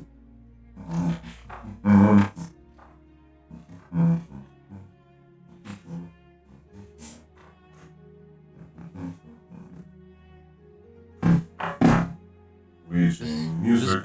Buffering music? What? Is this a new upgrade? Have you heard of this guy? Droids have buffering music now? Please stand by. I made sure that Gal learned to play a few. Huh. Interesting. The Sanalaor. Well, now that's going back a bit. There was a time when every treasure hunter in the Outer Rim was out there looking for that long-lost separatist ship flying vault. While the truth and the Sanalaor rarely seem to go together, one thing's for sure. The Sanalaor is infamous for disappearing. Here's one version of the story, and it might even be true. At the end of the Clone Wars, a separatist captain loaded up his ship with every credit and ingot he could find. When the separatist movement collapsed, off he went. He made a mad dash up the Perlemian trade route and took along the best cybertechs in the galaxy. Well, the new Imperials wouldn't have any of that. Maybe they feared a new cyber war or Outer Rim warlord, but it's more likely they thought that they were just hunting down yet another fleeing separatist commander. In any case, the Imperials chased them up the Perlemian trade route. The Sanalaor must have had a jittery hyperdrive, because we've got tales of skirmishes all the way to the Outer Rim. Right when the Imperials were about to blow the ship into pieces, yeah, the ship disappeared in one last hyperspace jump. That was it. No one else has seen it since. Some may say the ship is simply disappeared in a hyperspace mishap. Others report sightings out in deep space, believing the ship might be lost between the stars. Every so often, someone reports debris on a remote Outer Rim planet. Problem is, there were so many separatist ships fighting during the war and scattering afterwards that there are a lot of lost ships to find. So you might find something if you want to look hard enough. Just not the Sanalaor. At least, not yet. Other information can be gathered upon the Sonalor. The Sonalor was a banking clan frigate carried thousands of battles worth. Stop. I'm quite good. I don't need the whole schematics of the ship. I just need to know where it is so I can help my friend. That's all. Affirmative. Shredding data regarding the Munificent class frigate. Construction of schematics are complete. Thank you. Any other information I can complete for you? Yeah, so it's where? If you're looking for the Sinaloa, you're not going to find it. Nobody has yet. That's basically where. Oh, right. Okay. Last sightings then. No, there's nothing else. Right. I would say Chav in that moment would have chirped up and said, wait, we need the schematics before Mastercom could destroy the information. And you guys get the schematics for the Munificent class frigate. You're going to need it. Don't know. I can always make my own schematics, but it's all right. For a ship that you've never been on? I actually have an ability that lets me do that, so yeah.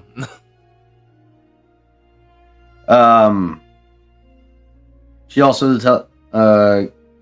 tells you who the captain was, or yeah, she would have told you who the captain was of the ship, which is a very familiar name for you, Guy. Captain Harsal, once a Republic naval officer who defected to the Separatists at the start of the Clone Wars, and was rumored to have served with General Grievous on the Separatist flagship, the Invisible Hand. I feel like Raul and Chav,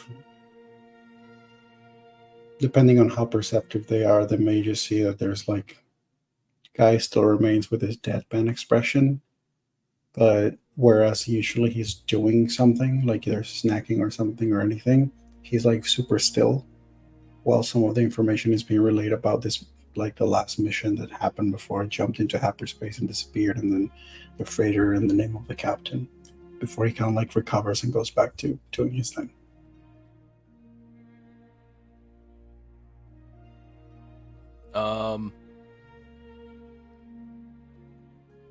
I don't know. What would you want me to roll for that? Vigilance or perception?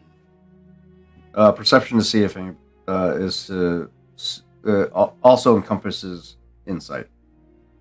Insight as well. Okay. So, perception from you, Guy. I believe there's a deception. Yes, deception, or you can use discipline to mask your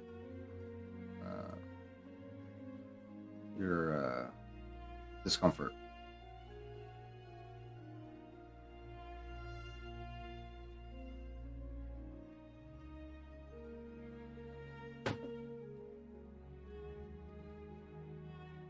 I doubt that I'm going to succeed. I don't know that, but then again, that's not Guy's thing.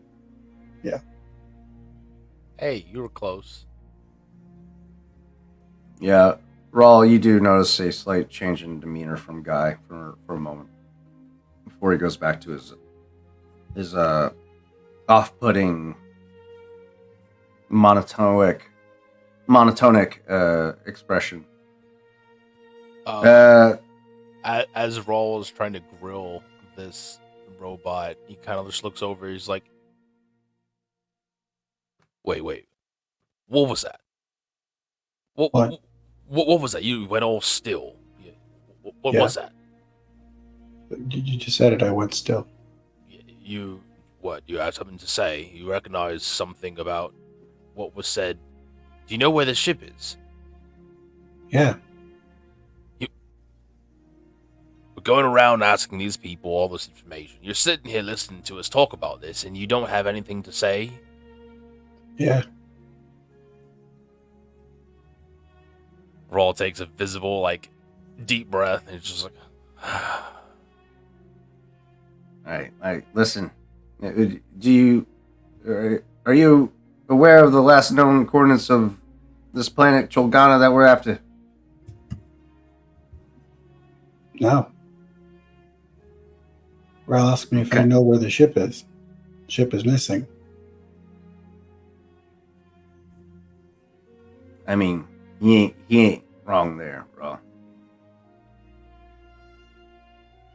Right, whatever. Hey, so we need to hey, find this planet that this ship has been said to be on. Right. The needle in the haystack is what you're telling me we're looking for. hey, Mickey, what do you know about the Cholgana system, or the Chol system, more specifically, Cholgana, the planet?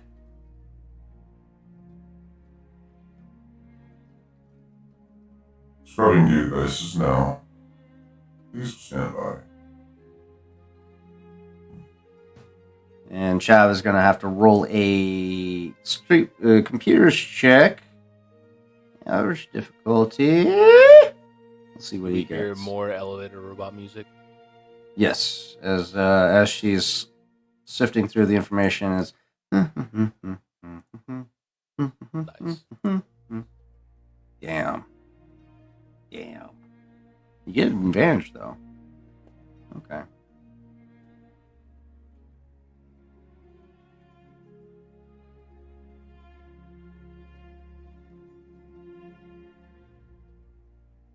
A few big game hunters occasionally make a trip to capture Nexu. No record of any recent trips, unfortunately.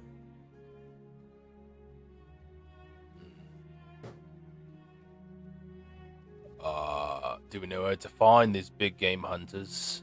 Do they peruse this area? Did they come to the wheel at all?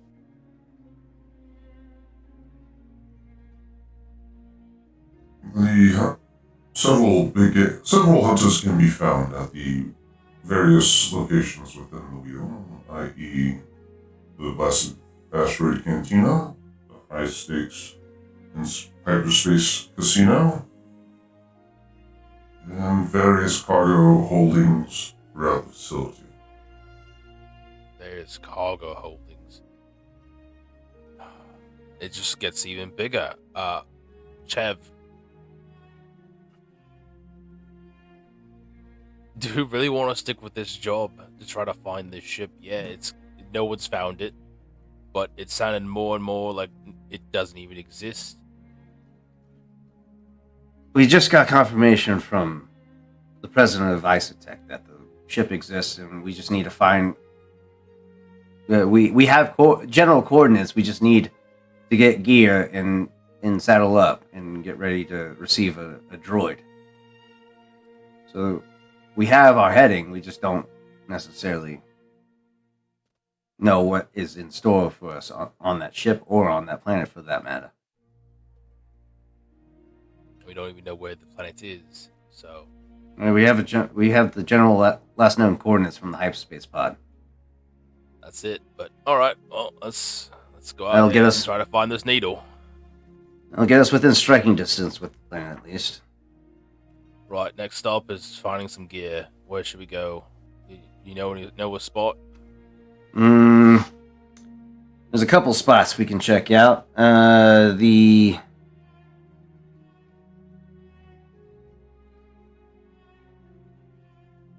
We got the Farlanders outfitting and supply. We got Hal's. What does Hal's do? Hal's is a parts store for ship parts and whatnot. Is that related to Sal's from Bespin? I somehow doubt that. Sanu's Apparel. She sells really good, really cheap clothing.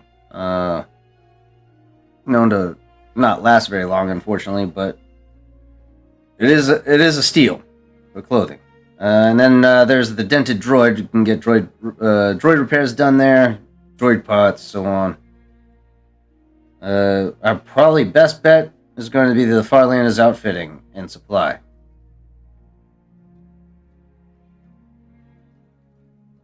As he's talking about this at this time, Rawl, go ahead and roll me a force die.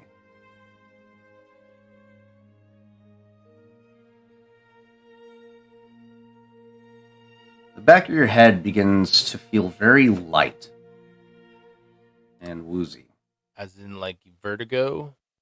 Kind of. You're kind of getting that sense. Yes, a bit of vertigo. Your sense of balance begins to get thrown off a bit, and your vision does start to get a little blurry. Let's see if Chav takes notice to this at all. Do a perception check on his end.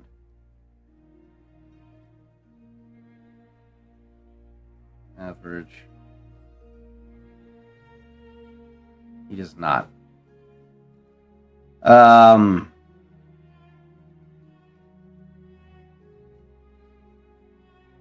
Shall we make for the outfitting and resupply? Meanwhile, Rawl, I'm going to need you to take 6 points of strain right now, because this is going to take a serious toll on your on your mental fortitude right now.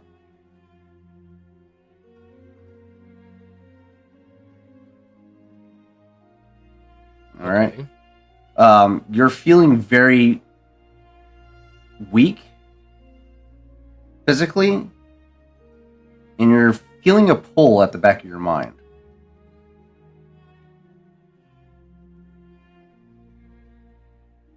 Oh, I would imagine that Rawl kind of stumbles a little bit, catches himself on a wall. It just kind of just holds his head. I feel like 1,000 pulls jumping around in my brain. All right. You don't have to come up with some fake illness to get out of shopping with me. No. It's not fake. I actually once had a bunch of those over my head. I was wearing a helmet, though. It was a very interesting rescue. And Rawl is, as he's saying this, he's just trying to focus his consciousness into like a tight ball, try to figure out where it is this pull is coming from. You get a sense that this pull is directing you back towards your ship. Right now, you're faced away from the hangar bay where your ship is currently located. But as you turn to where the ship is, that pull begins to shift as with you as it turns, and it becomes a heavy fog located at the front of your skull as you're facing the ship, or facing the hangar where your ship is located. And we're like right outside the hangar. Yeah, right out front, at the information kiosk. Rawl isn't going to say anything to Chav or Guy, but he is going to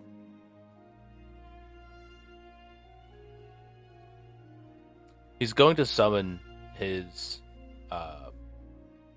axe, and Okay. he's going to kind of stumble shakily through the door of the hangar to see if he can follow what's going on. Okay.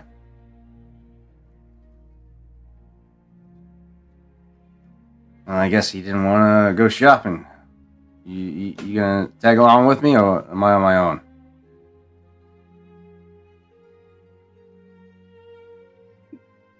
Do you just hear a guy put a hand on Chav's like, "You're not alone, Chav. You have me." That's who I was talking to. You're standing right in front of me. You say the weirdest things sometimes. Yeah, that's what I said.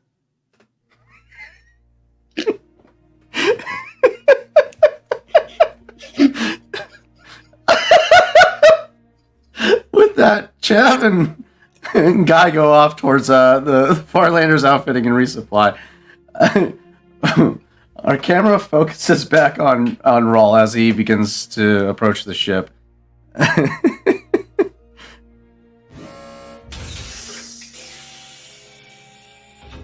You begin to you board the ship as you can continue to feel this pull directing you, and you're using it as like a compass of sorts, and Is it like At first, pain? it's a discomfort. It's not necessarily pain; it's discomfort, Okay. as if something's trying to get your attention by using your sinuses to pull you towards it. Yeah, Rawl is trying to be as quiet as possible. Just imagine Groot sticking his long ass fucking fingers up your nose and digging them into your sinuses and pulling you towards him. That's what that sensation is. That is Rawl. Is what Rawl is feeling right now. It's just somebody tugging on his sinuses. As you board the ship, the doors close behind you, and you make your way towards the cargo hold. But then the pull shifts, and now it's directing you towards the makeshift medical bay, and then it shifts again towards your personal quarters.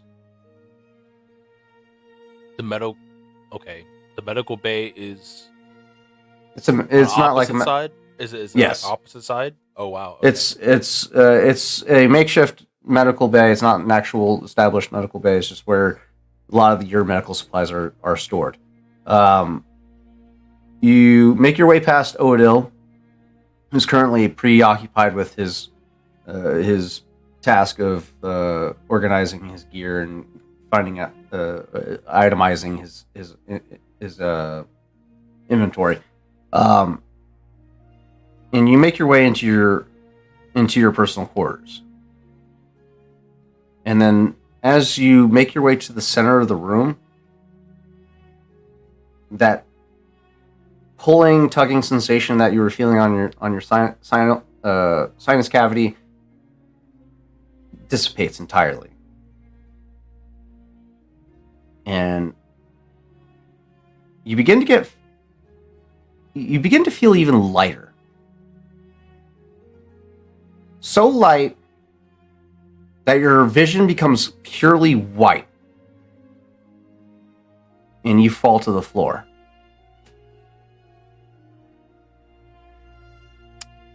Okay. Your vision is pulled to another dimension. And you can sense a very familiar presence nearby. A brotherly presence. How dare you? And as Rawl thinks that, how dare you? He unconsciously says that, how dare you?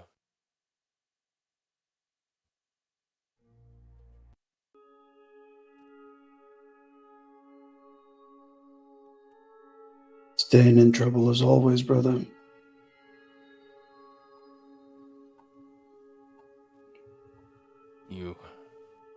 What are you doing here? How are we here? What is this? And he looks around. Is it just void? Or...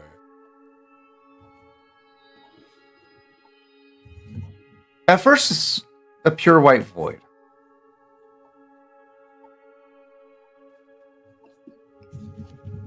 Rawl, what is home to you? Home is what is home to you and your brother? Home is inside the ship that they've always been traveling in because, I mean, after Dathomir, they've always been on the move. So, as you're looking around, at first, unrecognizable. Just a pure white void all as far as the eye can see.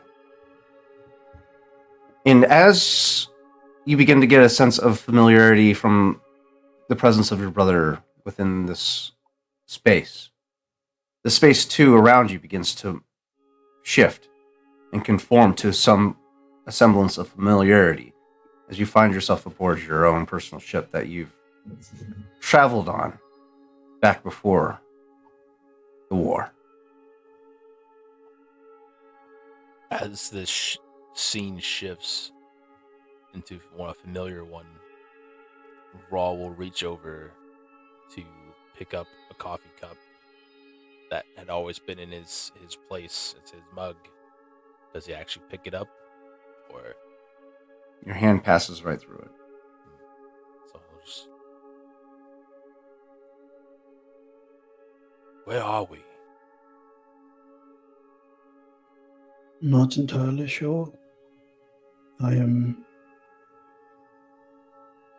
trying something new, something that I'm learning. As he says this, and your attention is drawn to Oho, his form is incorporeal. It's not solidified before you, but there is a silhouette of what you gather the sense of is your brother.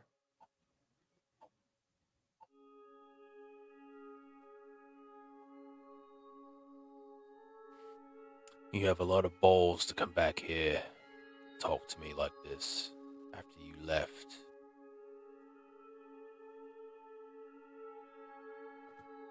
I know that you're angry with me,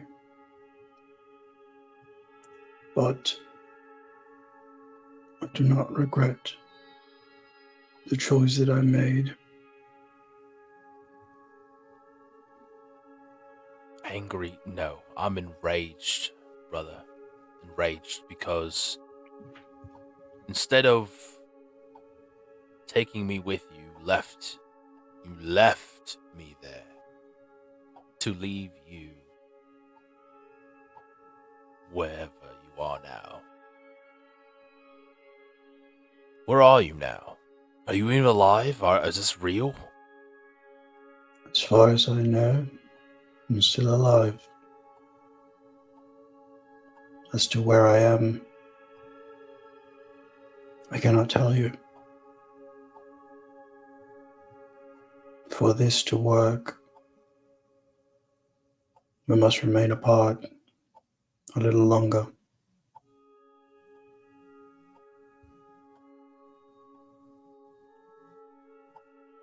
He's gonna kind of survey his brother's face, see if there's anything more that you can glean. And with almost like a knowing look, he's gonna be like, "You found another teacher, didn't you? Someone who could show you more ways with the Force. I saw you late at night. I've seen you trying to experiment with these things.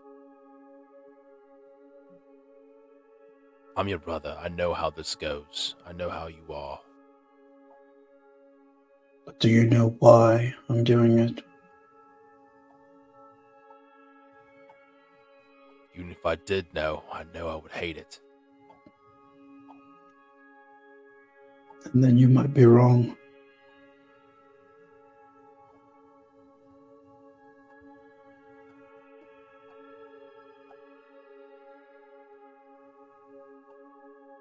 As you continue to train your focus on this presence before you, it starts to shift into a more coalesced form. But the person before you is not the same Oho that you've seen depart from the ship. Though the time has only been short since you've been apart, there is a slight shift in the type of person that's before you now. Both physically and emotionally. As he takes on a more clear picture. Raw's gonna stride up to him and do that whole predator circling the prey surveillance of Oho. He's just gonna kind of just look him up and down. You probably see as you walk around him, he's very still.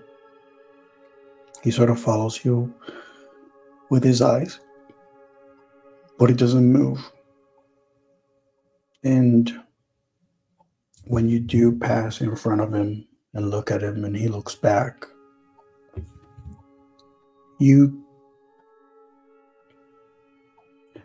there's a duality where the look that he usually carries, which is a very sort of contained but heavy look, seems to be a little more relaxed, although still very focused. But underneath that, you can, being who you are, his brother, you can definitely tell that it is not easy for him to be here, facing you this way. And probably nobody else would be able to perceive it in his face other than you. But he definitely feels bad about it, even if he won't say it fully.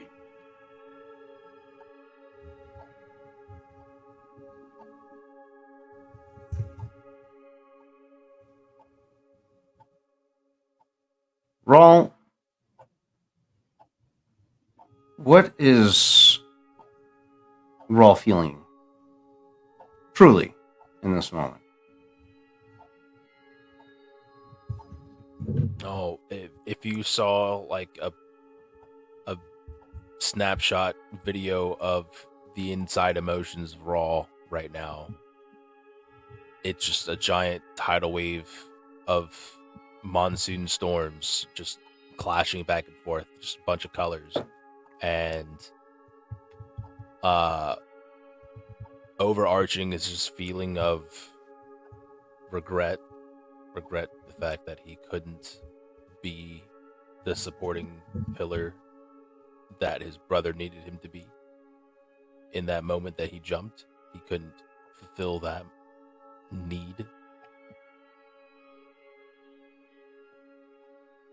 Oh, as you're what? Okay, sorry. Sorry. Go ahead. There is flashes of red where he is. It's that feeling of that piece that made you complete is now ripped from you, and what's left is this red gaping wound, and that's he feels that. And still, from the moment that it happened till now, this overarching repeating of why reverberating around. Oh, as you strain to establish and maintain this connection with your brother from across the galaxy, the once peaceful visage of the ship that you both know it becomes enveloped in a series of tears, claw marks, blade scorches. The ship around you begins to deteriorate with fury and rage, as somebody encompassed by the thought or the feeling of being betrayed. It's very reminiscent of what Rawl is feeling internally. Mm-hmm. The surrounding environment begins to darken around the two of you, and your connection begins to waver. You don't have much time.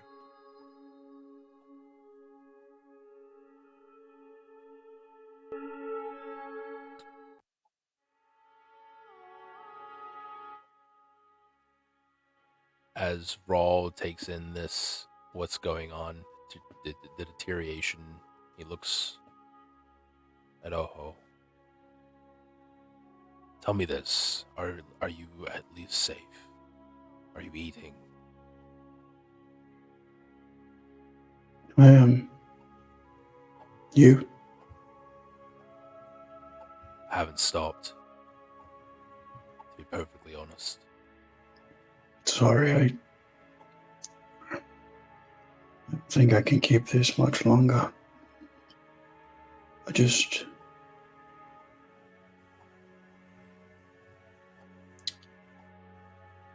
thought I could keep us running forever, brother. But I was wrong. And this job, these people we are facing, are more than we have ever faced since we started running. And I just want you to make sure to understand that I never left to leave you, but so that I could go back to you. Well, then you best make sure you make it back in one piece. And you best make sure you don't blow things up too often. A rolling see thunder about can that be one. heard in the distance at this time. Sorry, what was that? A rolling thunder can be heard in the distance at this time. Remember, brother, I will meet you where the sands are always The dancing. connection dies then.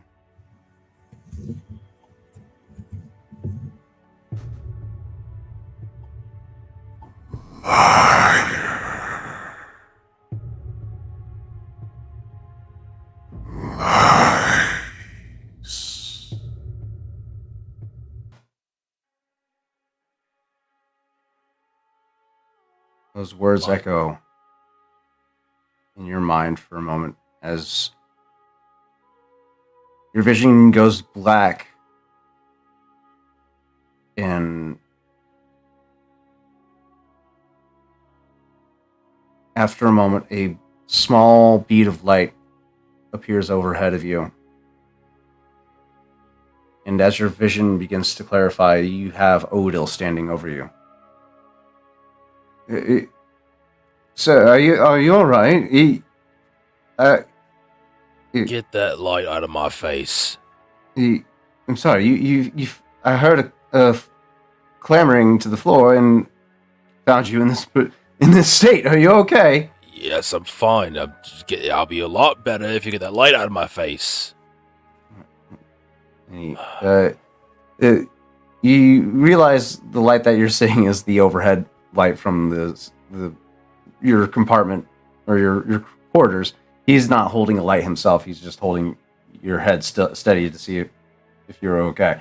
But he releases you, and you stand back up. And how are we feeling, bud?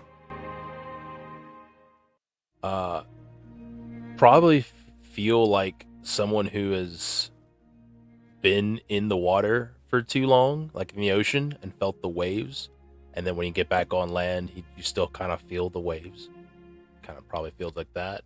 But also at the same time, dried out, like he's super parched, needs a lot of water, dehydrated as fuck, kind of thing. And emotionally, I would say he definitely wants to cry, but there's nothing. I would say on top of that emotional baggage that you're experiencing, there is a heavy weight attached to your heart, and you can feel it sunk, sinking in your chest.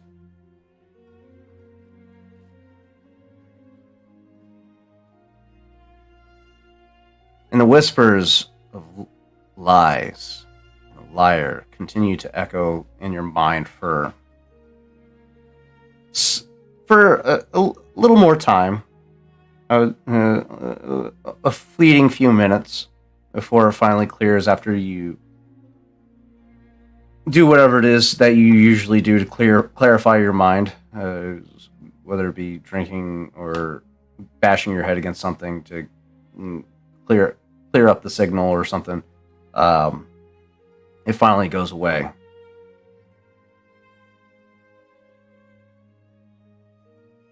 But there's a reassurance that your brother's still out there. But there's another voice telling you something else.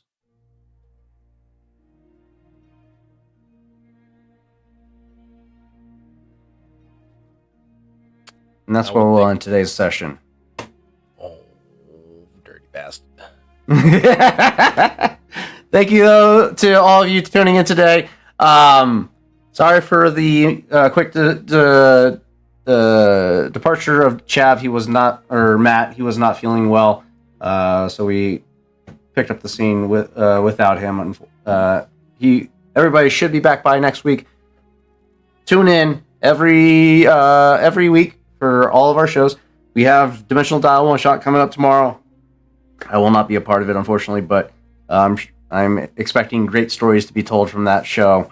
You can catch all of us every Tuesday, Wednesday, and Thursday.